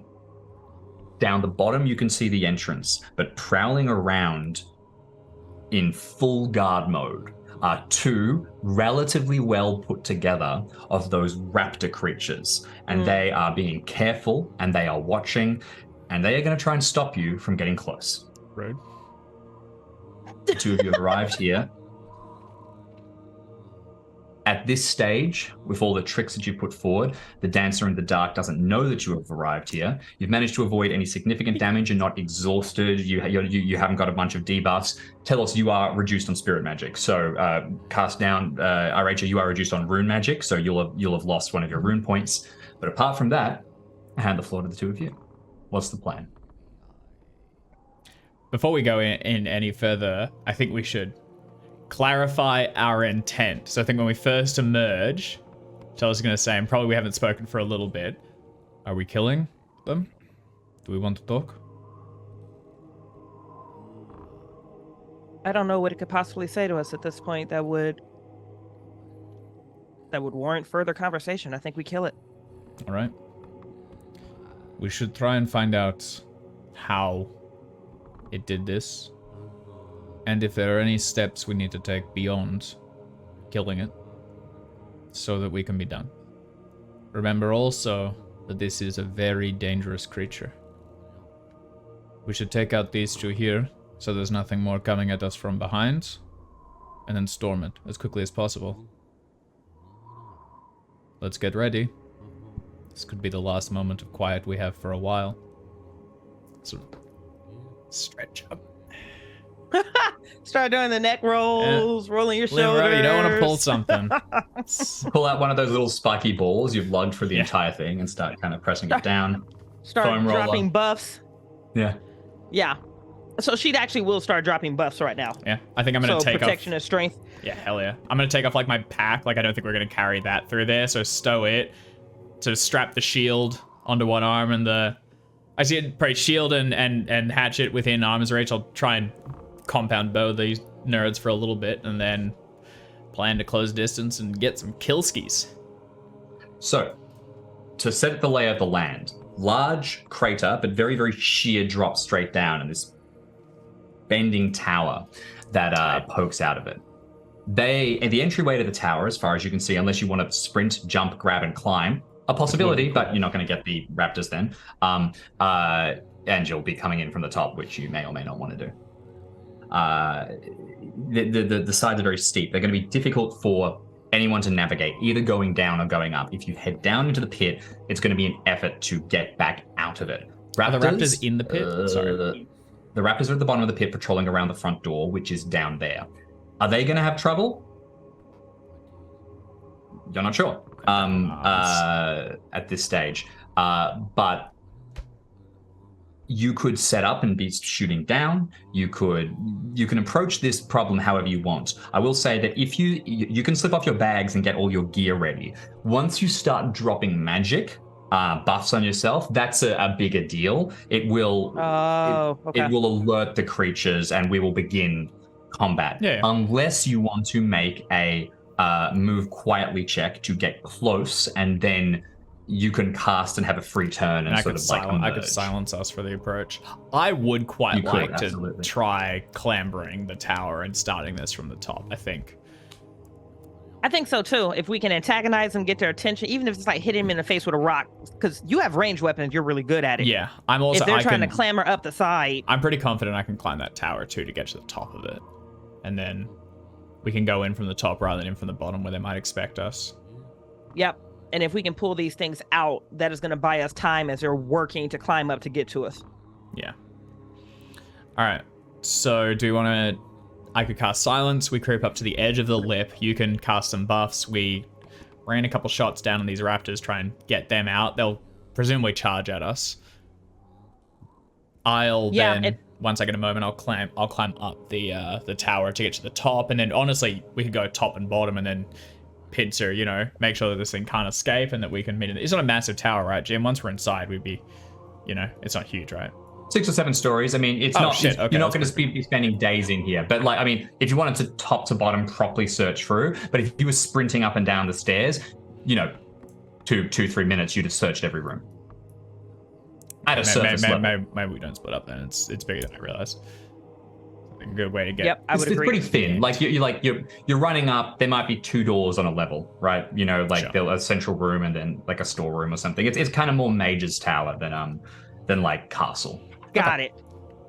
So while we have that silence drop, the other thing she would love to do is get a pike into the ground, like maybe 2 or 3 feet up, and have a rope ready that she can throw over. In the event that they need to make a quick escape versus clambering up this Hell yeah. steep crater, at least it would be a rope that we can help to use to kind of pull ourselves up. Do you want to make a climb check now to sort of what kind of preparations you might, how effective this is going to just be in the heat of battle? Is that a question or is that a request? That is a request. Sorry. That's a request. Okay, nope, you're good. I was like, if I can get around it, no. Rather not. To be clear, you have some equipment. It's just how well we do. Yeah. That is an 80 over 45. Okay. So you have equipment which is going to be useful down there. Like, you know, if you were trying to do it cold, you might not even be able to like attempt this. The walls are so steep, like it's fading down around you. We would have to do like a several hour climb to get out. So with the equipment, you're going to be able to try to scale, but you're not going to take any bonuses. Okay. Got it. Okay. Yeah. I'll silence us and we'll get forward and then shoot these little bastards. All right, make your power checks accordingly to and reduce your spirit magic as needed. Success. I'm down 2 more spirit magic points. Okay, so that's going to be plus 20% to move quietly for both of you. Just like it's basically you can't be heard. It's only like on a fumble that anything hears you. Yeah. These things are active patrollers. They might just spot you, you know, and or I was going to say it's circumstance bonus for like the lip, but you're like they know things are going to come from there. So yeah. Like, all good. Yeah. All right, so move quietly. Move quietly. From both of you. You do have access to plus 20. Your augments if you would like it. Yeah, I'm easily. I'm seeing if mine's a special. Yeah, mine's a special success. I rolled a 10. Oh, bravo, babe. Fantastic. Okay. Special success is going to be. I think in this case, do you want to say that you are guiding Iratia slightly? I respect the special. Add an additional 20%. So you're going to add 40 to your move quietly. And it's over to you. So we're looking for you, Iratia, now for your move quietly, plus 40%. Oh, I'm so sorry. I had a disconnect there. Sorry, my bad. No. We're all good. I'm at a 40% on this additional move. Holy shit, guys! She rolled a 1. Oh fuck! Oh my god! That into combat. That's good. That's great. Let's do it. I mean, that's amazing. I would prefer it during the raptor attack, but okay. Well done. That is phenomenal. Absolutely. You go to like, I'm going to need to help Iratia, and no, she's already there. Zoomed across. You're right. Fantastic. The two of you park and place yourselves right at the lip of this thing. Looking down, you can cast any preparatory magic that you would like, and then you can initiate combat. And since you are attacking unaware enemies on the first round of combat, it will be plus 40. That's right. I'll cast coordination on myself, but that's all I want. Okay, brilliant. So just roll your power check and apply your buff. Iratia, any plans in particular? Anything you want to cast? She's actually going to drop 1 point of protection on both herself and her brother on this one. Oh, thank you. Okay, so make two power checks. Reduce your spirit magic accordingly. Yep. Just checking that you do have protection 1, not protection 2, because you might only be able to drop 2. I'm just. It says protection 1. No, you got protection 1. Yep. Okay. Perfect. We are clear on both. Yep, I'm good as well. Okay, fantastic. So both of you have a point of armor, which in your case adds to your normal armor. Iratia, in Tellus's case, you actually have a point of armor. Nice to have armor. The first time. Exactly. I can get used to this. This is sweet ass. So. Equipped then, with the raptors patrolling at the bottom, we go to statements of intention. What would both of you like to do? 3 attacks. Puts me on strike. 3 attacks, open fire, start yeeting. Perfect. Iratia? Iratia is... She's so not good at range attacks. She's going to go ahead and get this sling ready, but really what she wants to do is once they're within strike rank distance or striking distance to start hitting them with the broadsword, but she has to wait for them to get up there. Right. It may be important, because you'll have to change weapons if you have the sling out, which will take 5 strike ranks when you do decide to do it. So, are you beginning the combat with a sling attack, basically? Yes, she has time. Okay, perfect. So you were going to make a sling attack, and I believe that means you will go before Telos, and the 2 raptors. Yep. Yeah, and I'm on 6. The 2 raptors are going to use everything to go scrambling up the side of this face once they see you, and you'll quickly learn that they do appear to be able to climb. So let's begin. Iretia, please make for me a sling attack roll. Yeah, she actually succeeded. Regular success. Oh, hell yeah. Okay, fantastic. The creatures do not attempt to dodge the ranged projectile. So please make for me a d20 roll. We'll see where you hit. Holy cow, guys. A sling does 1d8. Oh, 20! Did 20 damage? God, so 1d... Holy... No, Jesus, no. Just a 20 on the hit location. Yeah, no, so you in the head. This sling comes out and it slaps one of the creatures straight in the head. And you know now from fighting zombies enough, head and chest is the location that you want to hit. It grunts. Please make for me a damage roll. That's why I can't believe I hit a 20 on that one. It's 6 points of damage. A sling does 1d8 damage, guys. That's impressive to me. Pretty good, yeah. My broadsword is 1d8. My bow's a d8 too, yeah. Like, wow. Hit the head with a rock, I just feel it. Woo. As this thing is charging up, you can see that it is pretty well put together. The other ones that you fought previously had their flesh just sloughing up them in such a terrible state that things like their natural armor were not working as well. This one is much better put together. So it still has natural armor. That says it's not at its maximum effectiveness. You slam in, you break a ton of its jaw. You can see like smashed bits of face, but you haven't taken it out and it keeps on charging up. It had 2 points of armor on its head. You have dealt 4 damage to it. Wow.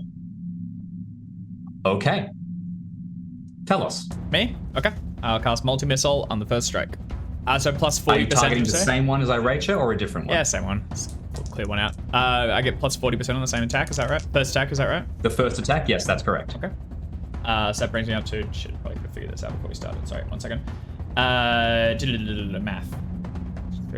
68. While he's mathing, I love every single time Telos does this. I get like the 300 version. It's like one guy with his arrows that blot out the sun. So tight. I am up to 113, I think. No, sorry, plus 40. Unlucky. 123. Yeah, 40. 123. 123. All right, now let's see if you can roll another 100 and yeah, I know, right? Fall out of a tree. All right. Schwang. Okay, is a success. I just get the rest of my dice. So the first attack is going to be a 9 damage to hit location 2. Wow. 9 damage to hit location 2. That is going to strike the thing in the tail. It hates it. And the projectile sticks into it, and you can see whatever was like you've hooked it in the bone in some way, and it kind of droops and stops moving effectively. Tail is busted. Hell yeah. All right, then the arrow, the shaft splits as it fires. I get 2 more attacks. Another success to hit location. 8 damage to 15.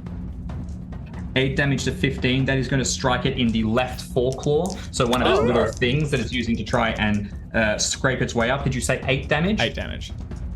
8 damage. Pins it against its arm, and it starts to slide a little bit, kind of unable to get properly up. And then the last one to that one is also a success for 3 damage to hit location 3.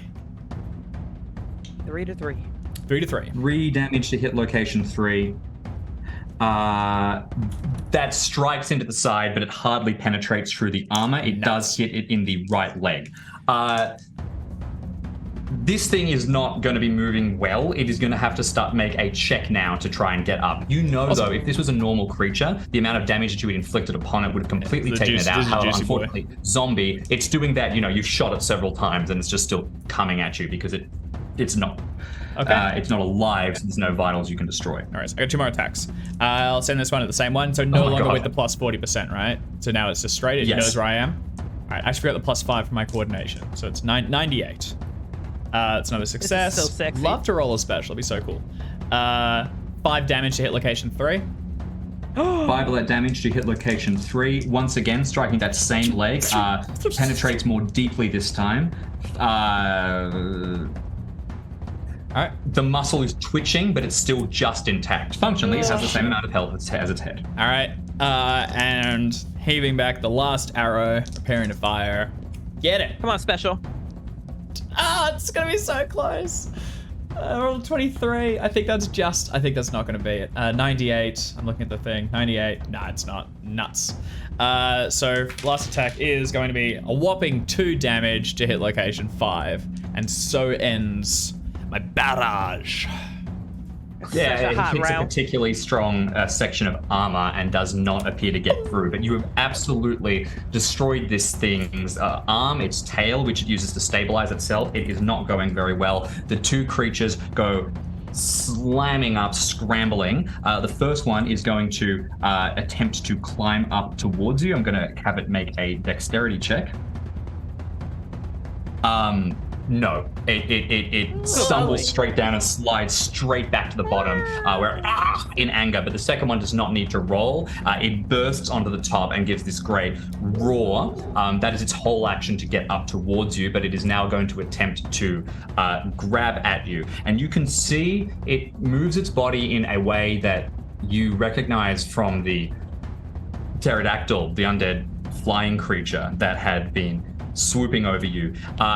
You reckon that it has been given some kind of unnatural harming instruction. Just like the pterodactyl thing was instructed to pick stuff up and drop it, this thing seems to be really excited about that pit. Speaking of which, let me roll some damage for the creature that fell. Oh, yeah, get you some falling damage, boo. Going in that pit.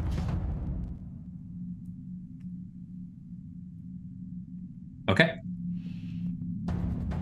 Okay. We go back up to the top. I'm only going to make statements of intention. I'm only going to make 2 shots this time at the one still down in the pit. It's going to put me on strike rank 10 or thereabouts. So quite late. 2 shots at strike rank 10 on the creature that is inside the pit. Iracha.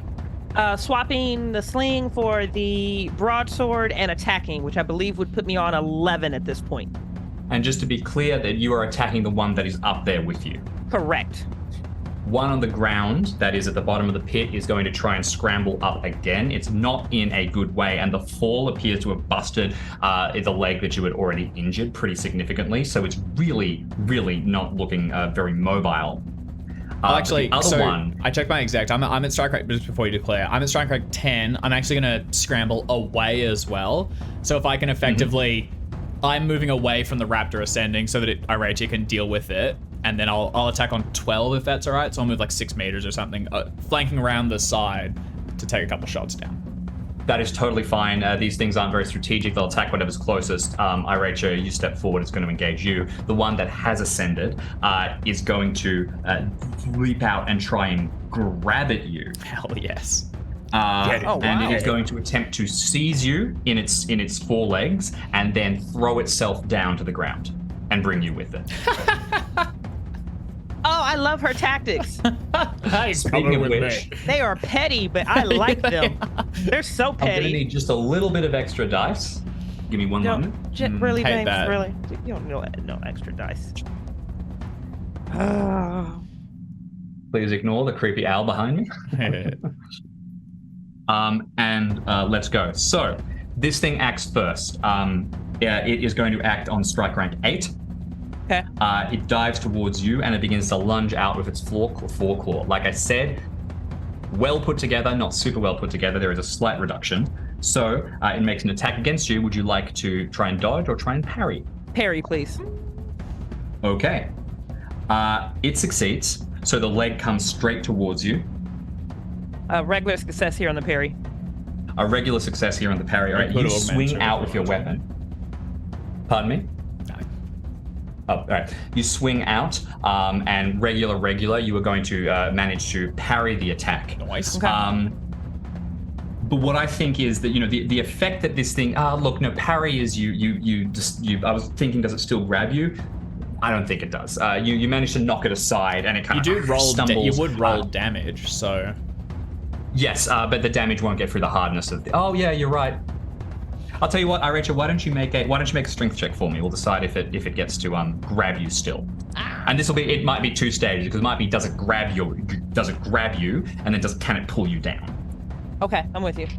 So 55 on my strength. I'm sure that's fine for her, but I don't know how well. Strength is 17. Success. So yeah, we're good.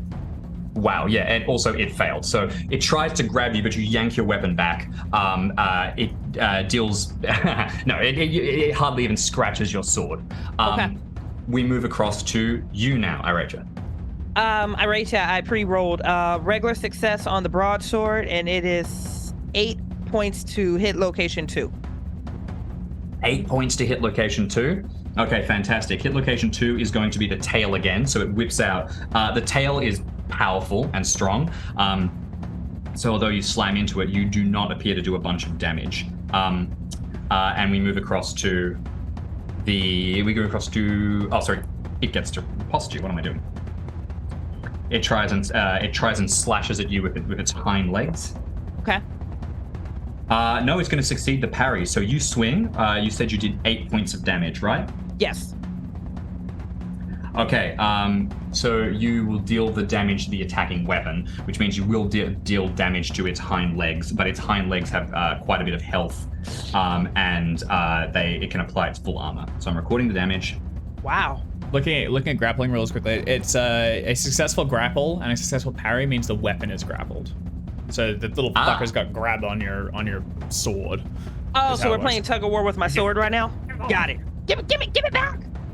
Okay, what do you wield in your offhand then? Nothing.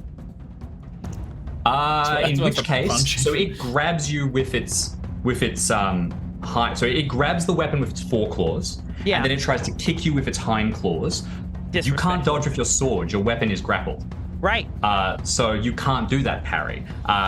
Well, it's kind of like, it's then grabs. They can then, after successful attack, they can attempt to immobilize. So I don't think it's immobilized yet. I think you can still okay. They're just holding it like attached. That makes sense. It's like in step 1, it's got it, and you can I think it's like you can still All right, it didn't roll fantastically well either. So you can knock aside that. Parry will succeed, and we will go across to Telos. Sweet. So Telos are going to flank around the edge of the pit with supernatural coordination, dancing along the edge. Yes. Not even a rock will fall, and I'm going to shoot this little guy twice. Oh, special. Finally, there we go. He's getting back up, and then suddenly, whoosh, arrow comes slamming down into him. So that's going to be a special on impaling, means double damage. Hot dog. Very cool. So it's going to be hit location 18. I'm going to roll 2d8. Rate of 1.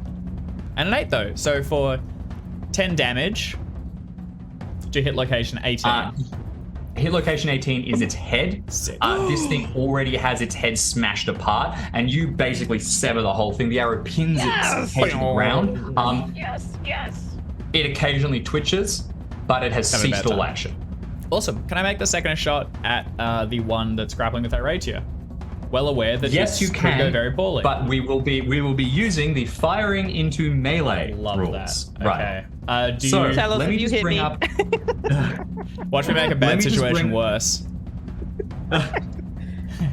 Let me just bring up the firing into melee rules because it is pretty fantastic.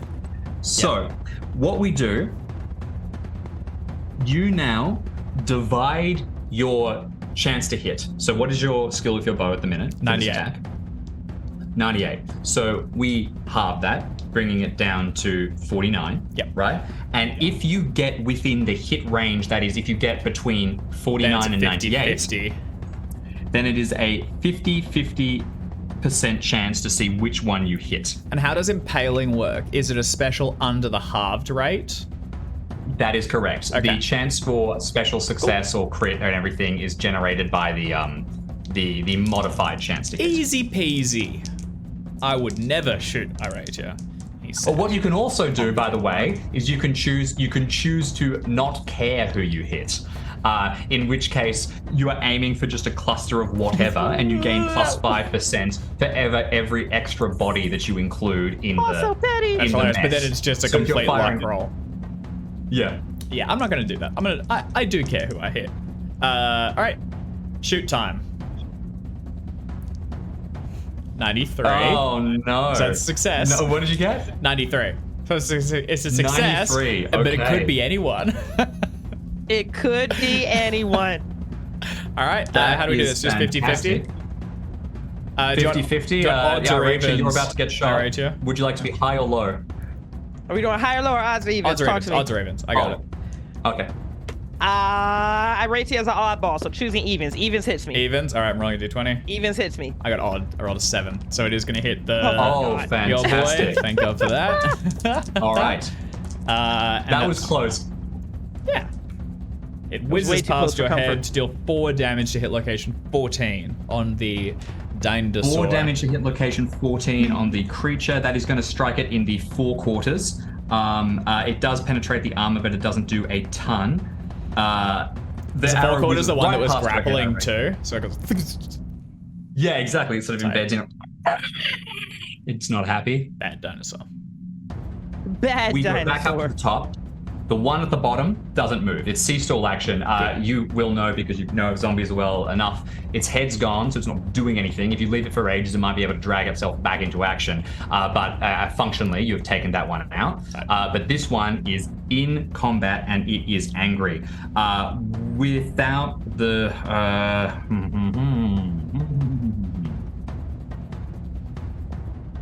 Does it want to go fast or does it want to go hard? Well, why I don't, think why don't it's we already give been- our statement so that we're not Sure. choosing information based off Yep. what it's doing? So I'm going to Good, use. then I can choose information based on what you're doing. Oh, what we're doing. I know what I'm doing, so I guess you could go ahead. whichever. You're the impartial what are you GM, doing? James. You would never. Whereas I'm wouldn't, a absolutely. conniving player, prone to cheating and desperate for any advantage. So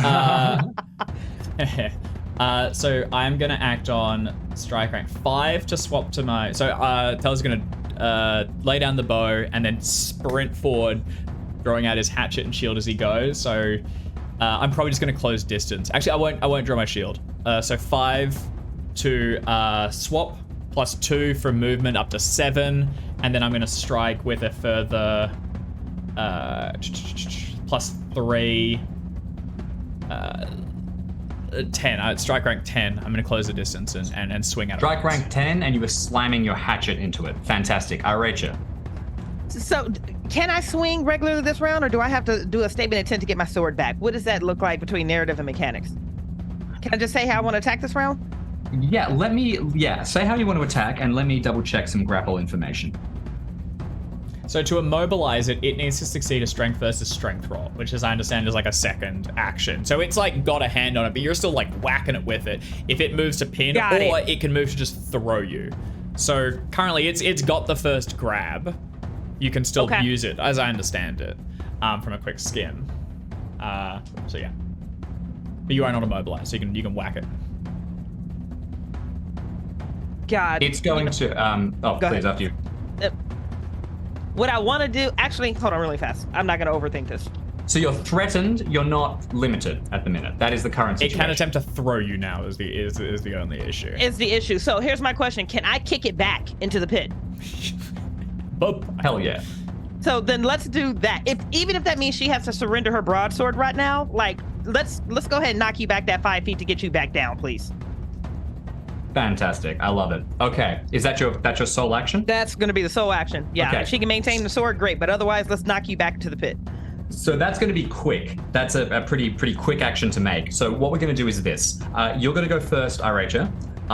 And if you can successfully kick this thing down, it's going to go flying back, right? Okay. What it's going to try and do is because it decides to slash at you with its hind legs before it throws you down. So if you fail this, you can't move it. It's going to slash at you, then attempt to throw just you. Okay. And then Telos is going to arrive potentially while you're at the bottom of the pit, or potentially while it's at the bottom of the pit. Yeah. Okay. So let's start off. You're trying to kick it. It's holding on to your weapon. Yeah. If you are so you're going to take a -20 penalty unless you are willing to surrender your broadsword, in which case you let go, you kick it down, it will fall down, but you are letting go of your weapon in that case. Yeah, she's gonna do like she's struggling, grappling with it, and once she sees that those back, she does not want to get raked by the back claws of a raptor. She hasn't seen Jurassic Park, but Bridget has, so this is literally gonna be like releasing her hands and then just kind of doing the King Leonidas chest kick to try to knock it back into the pit. Excellent. Loving the number of 300 references we're getting to. Can I tempt you with an augment of any kind? Yeah, Jesus. I want to survive. Which one is that? Let's stick with air. This is going to be violence, fury, and she's dropping a weapon. And reckless things about to go behavior. flying and reckless through behavior. Yeah. Okay, so just the augment is under 85. She hit a 34. We're good to go there. Plus 20%. Okay, so plus 20%. And what do you want, a strength? Strength, and you were going to be contesting its strength. Oh, Jesus. All right, guys. So it's plus 20%. Should put me at a 105. 105? Yeah. Sorry? Yeah, 105, and I hit a 47. 105, you hit a 47. That is not a special success, but it is a regular success. This thing, you're going to challenge against its strength. These things are pretty strong. This is a dinosaur. It wrenches.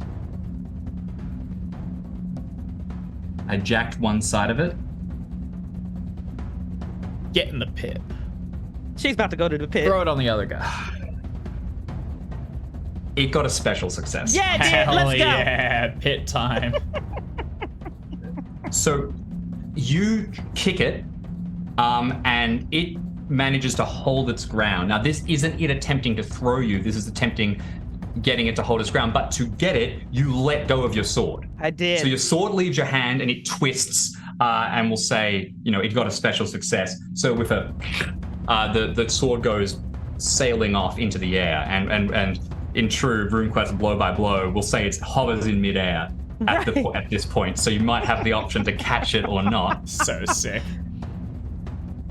But before any of that happens, it's going to make an attack against you. Wait, let me double check. It's 6. You're coming in on strike rank 10, right? I'm 10.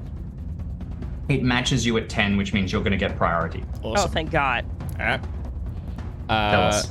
Sprints across the distance, and with two hands holding the hatchet, you're just gonna fucking cleave it into the back of this thing's head. Not as hot with the old hand axe, but nothing to sneer at. Where's my thing? Oh, actually, maybe it is something to sneer at. 50%. 50%. That's the worst I got. Stab time. Whoop.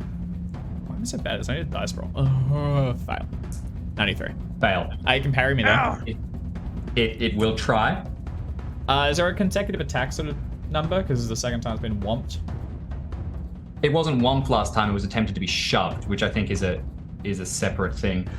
Even if it got a penalty with a -20 penalty, it's still going to succeed. Yeah, hell yeah. Oh, Jesus. Okay. So it is going to swing about.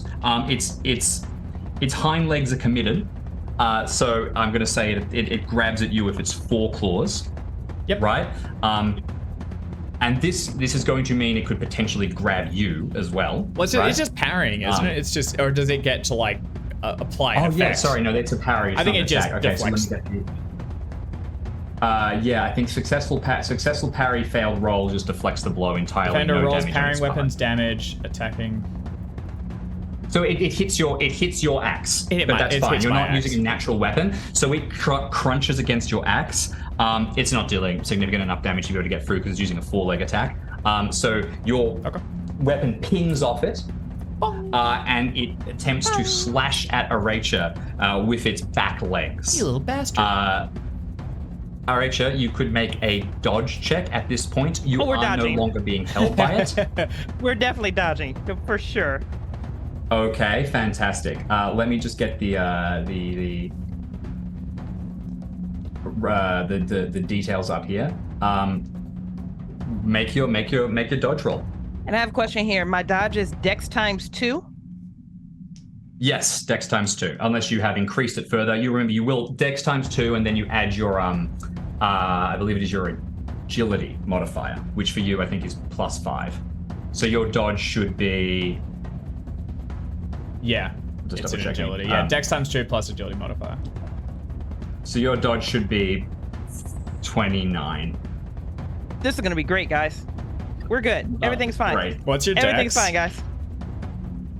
12. 12 Dex. No. Oh god. Stab time. That is a fail versus a success. Like I said, this thing is not at its full power, but it is still a considerable opponent. The hind legs slash at you. Ooh. Oh, this is gonna get good. You're going to take. Do you want to roll a hit location for me? Yeah. Let's see how this goes. This is gonna go really bad. That was a 16. Oh, that's not my head at least. Correction, that was an 18. Oh, good that head? God. This is. No, I think she lost an arm. Oh my God. It is, yeah, So what'd you say? 18? 18? Yep, hit location 18. Yeah, hit location 18 is going to be your left arm. You do not appear to have any armor on your arms. No, other than that 1 point that I gave my brother and I. Oh dear God. Okay, well. If Bridget's the first person to lose a limb, I'm gonna be so pissed. I've been trying for Bridget might be the first person to die. So the standard attack for this thing with its hind slash, this creature in the bestiary is 2d6 plus 1d6. That's 2d6 for the razor sharp talons, 1d6 for its bulk. Now this thing's talons have degraded over time, so I dumped it down to 1d6 plus 1d6. Still a very palpable strike. It rolled 2 5s, so it's going to deal 10 points of damage to you, Iratia. So that is going to hit the armor and get through it, and then you have 4 hit points on your arm. So that is going to cover the first row and then the second row, which I believe brings this to a catastrophic injury. What type? So was this a special or just normal attack? This was a normal attack. Okay. So let me just get the results of damage, because this is going to be real important. She might be real dead. What is you? I'm just getting your total hit points very quickly. Give me a moment, because this is becoming so much that it might actually sort of. No, you're still good on total hit points. It swings down with its 4 claws, and you feel the full effect of 9 points of damage hits your armor, and you can't take any more because your arm can't receive any more. Your arm is considered to be. Is it impaling or slashing? It is slashing, I believe. Okay. So the hit points of location were matched or surpassed. You need to make a Constitution roll. So it's Constitution minus any damage taken from the attack times 5. And if you fail, you go down. This is what happened to me from the dinosaurs last time. Oh, okay. Yeah. So it's what's your Constitution? This is. So Constitution is a 16. Sorry, go ahead. Just to be clear, Dave, this is double. This is damage exceeds double hit points. Yeah, I don't know. This one might just be for if it's. I think that's on. I'm pretty sure that that's on the criteria for special damage, because it only kind of becomes relevant when you're dealing a special so in that success. Case, it's just that it's under. Yeah, it's flat. So if you want, you could say that. Don't disregard that. Yeah. So no con check. We don't have to worry about that. We're just gonna lose limbs right now. You lose limbs, or it's ripped open in like a savage way. We will get the exact consequences of this, but you feel a sudden, terrible and overwhelming pain that rips through your entire body. You take an additional point of damage to your overall hit points. So you are now on 5 hit points overall. Sorry, 6 hit points overall, because you had 1 point of armor. But it got you in. What did you roll again? It was 18. So your left arm is completely useless at this point. Luckily, it was not your right arm, because then you would not be able to swing a weapon. So it's not grabbing you, so it can't throw you, but but it damages you terribly. And now we proceed back up to the top. This thing is in your face, howling, snarling. Iratia is staggering backwards, terribly injured, and we go across to statements of intention. This isn't great. What's the plan? This isn't great at all. It is going to try and keep attacking whatever is closest to it. Yeah. So if you can get Iratia out of the way, it's going to attack Tellus. Okay. Is it still grappling onto her? No, she let go of her sword, so it lost its grapple point. Okay. I'm gonna draw my shield, interpose myself, and strike it. Okay. You are going to just... So you pull out your shield first, interpose yourself and strike. So that's going to be 5 points to pull out your shield. Interpose, you're considered next to it anyway. I believe I'm once strike. again on 10. 10? Perfect. Fantastic. Iratia, what is your plan? Iratia doesn't have a sword, and her left arm is completely useless at this point. Yes. Your limb is not severed. That would be triple that's hit triple. points. Yeah. Oh, So you okay. have So at not- least it's still attached. You have not lost an arm, but it's like mangled into the side and you are pouring out blood. That said, you are not in like a hemorrhaging situation. You are Okay. still able to continue the battle at this point. Oh, okay. So can she retrieve that sword? Where is that sword? Flying through the air right now. If you wanted, you can make a cool dexterity check. Oh, it actually be a sleight of hand to try and catch it wildly and like not only lose 1 strike rank. Or if you're willing to take 5 strike ranks to pick it up, you can just do that. So you pick up the weapon and retrieve it. You could also normally. disengage and heal yourself. Yeah, actually, that's actually what she's going to have to do, as much as she doesn't want to do that. Yeah, she's going to have to disengage and heal, if that's an option. I don't know about attacks of opportunities or if that's a thing in RuneQuest, kind of backing out of combat. The disengaging from melee is a thing. Let me just double check the way that proceeds. Okay, so it takes you a full turn to disengage safely from combat. Otherwise, you can choose to just dive away. And it gets a whack. But the thing gets a free whack on you that can't be parried or dodged. So either way, this thing is going to whack me. No. If you use a say full I turn spend my getting entire out. turn, yeah, Oh, it okay. doesn't. So then, yeah, let's use a full turn just to swap out places with Telos. Okay, fantastic. So you back away frantically on your turn. Telos, you dive in and you attempt to attack at the creature. The creature is going to swing towards you and it is going to attempt to grab you with its forepaws. Okay. Fair enough. It's going to go first because it's just making a forepaw attack. Sweet. I'm going to parry it with my shield. Well, actually, I guess, do I have the shield drawn yet? Because that's what I'm doing over the turn, so I guess I don't. I have to just parry it with my... It happens simultaneously. I'm happy for you to have the shield out. Okay. Woo!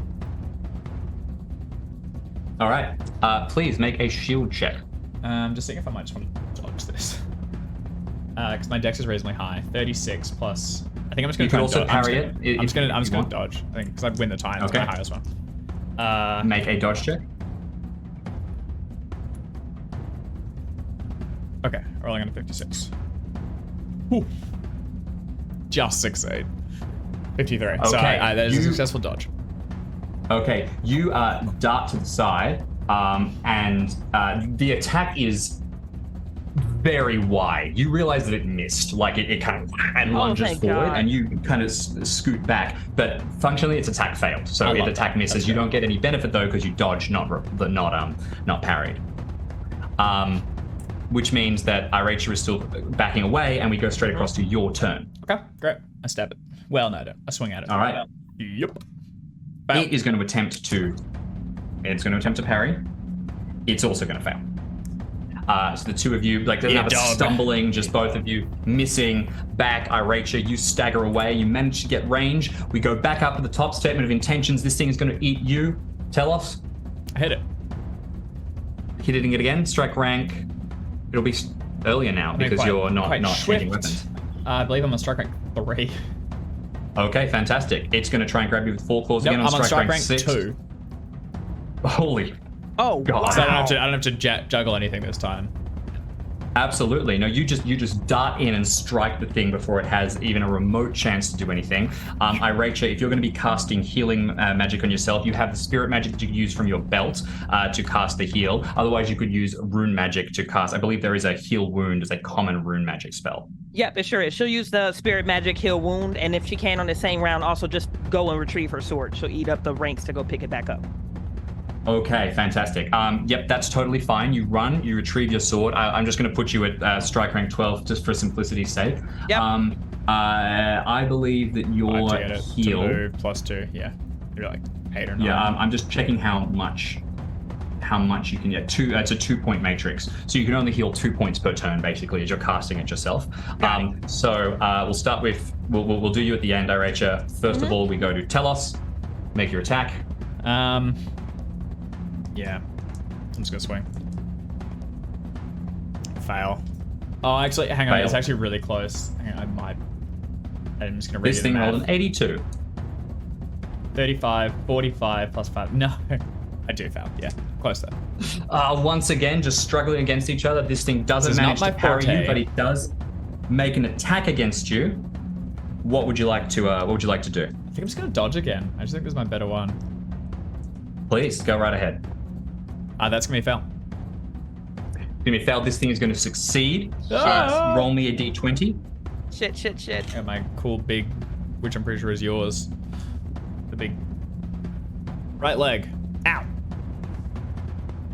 Only 2 points of damage as it sinks in, but it's Reduced by reduced to 1 'cause point I of have damage. armor. This is cool. Because of Should have this all the protection. time. It does, however, have a grip on you. Ugh. And you can see it's going to do the same thing it did to Iracha. It's going to attempt to go out, slash you, and then throw you down. Iracha, you've healed yourself. So first of all, make a power check to see if you can heal yourself at 2. I forgot. I always forget about the power check. We're good on the power check. Okay, you heal 2 points of damage. Your hit points go up from 6 to 8, and on your arm, your damage to your arm is reduced from 9 to 7. Your turn. What would you... So statements of intentions. We're back at the top. This thing's got a hold of Telos. It is going to claw you and is going to throw you off. Yeah, it sucks. That does suck. Can I use a full turn to... I want to break the grapple. I want it to not... Absolutely. You can use the full disengage action, and what we'll do is we'll do a strength versus strength contest to see if you can just yank yourself free at this point first. And so that's basically, the full turn? if you succeed... if you just want to break the grapple and still be in range for it to still get the attack off, it won't. You can do that. We'll say with interact value, so it'll put you at strike rank 7. Otherwise, it's possible I'll break the grapple and smack it in the head, but... Okay, yep, that's fine. I'll do that. That's fine. Okay. It's going to try and slash you and then throw you, which is going to put it higher, so you'll be going first. Iracha, what is your tactic? Iracha is pissed, so with some healing and now with his sword, she's going to go in, and I'm going to use that targeted attack thing again, where I'll just drop to strike rank 12, and I'm going for the chest. She is tired of fucking playing with this thing. We're done. We can't keep swapping in and out with this thing. You sprint forward, weapon back, and you plunge. I will remind you, just if things are real desperate, you always have the rune spell lightning. Lightning the dick. That's very true. But I'm really afraid I might need to use that on the dancer. Oh yeah, these are just the minions.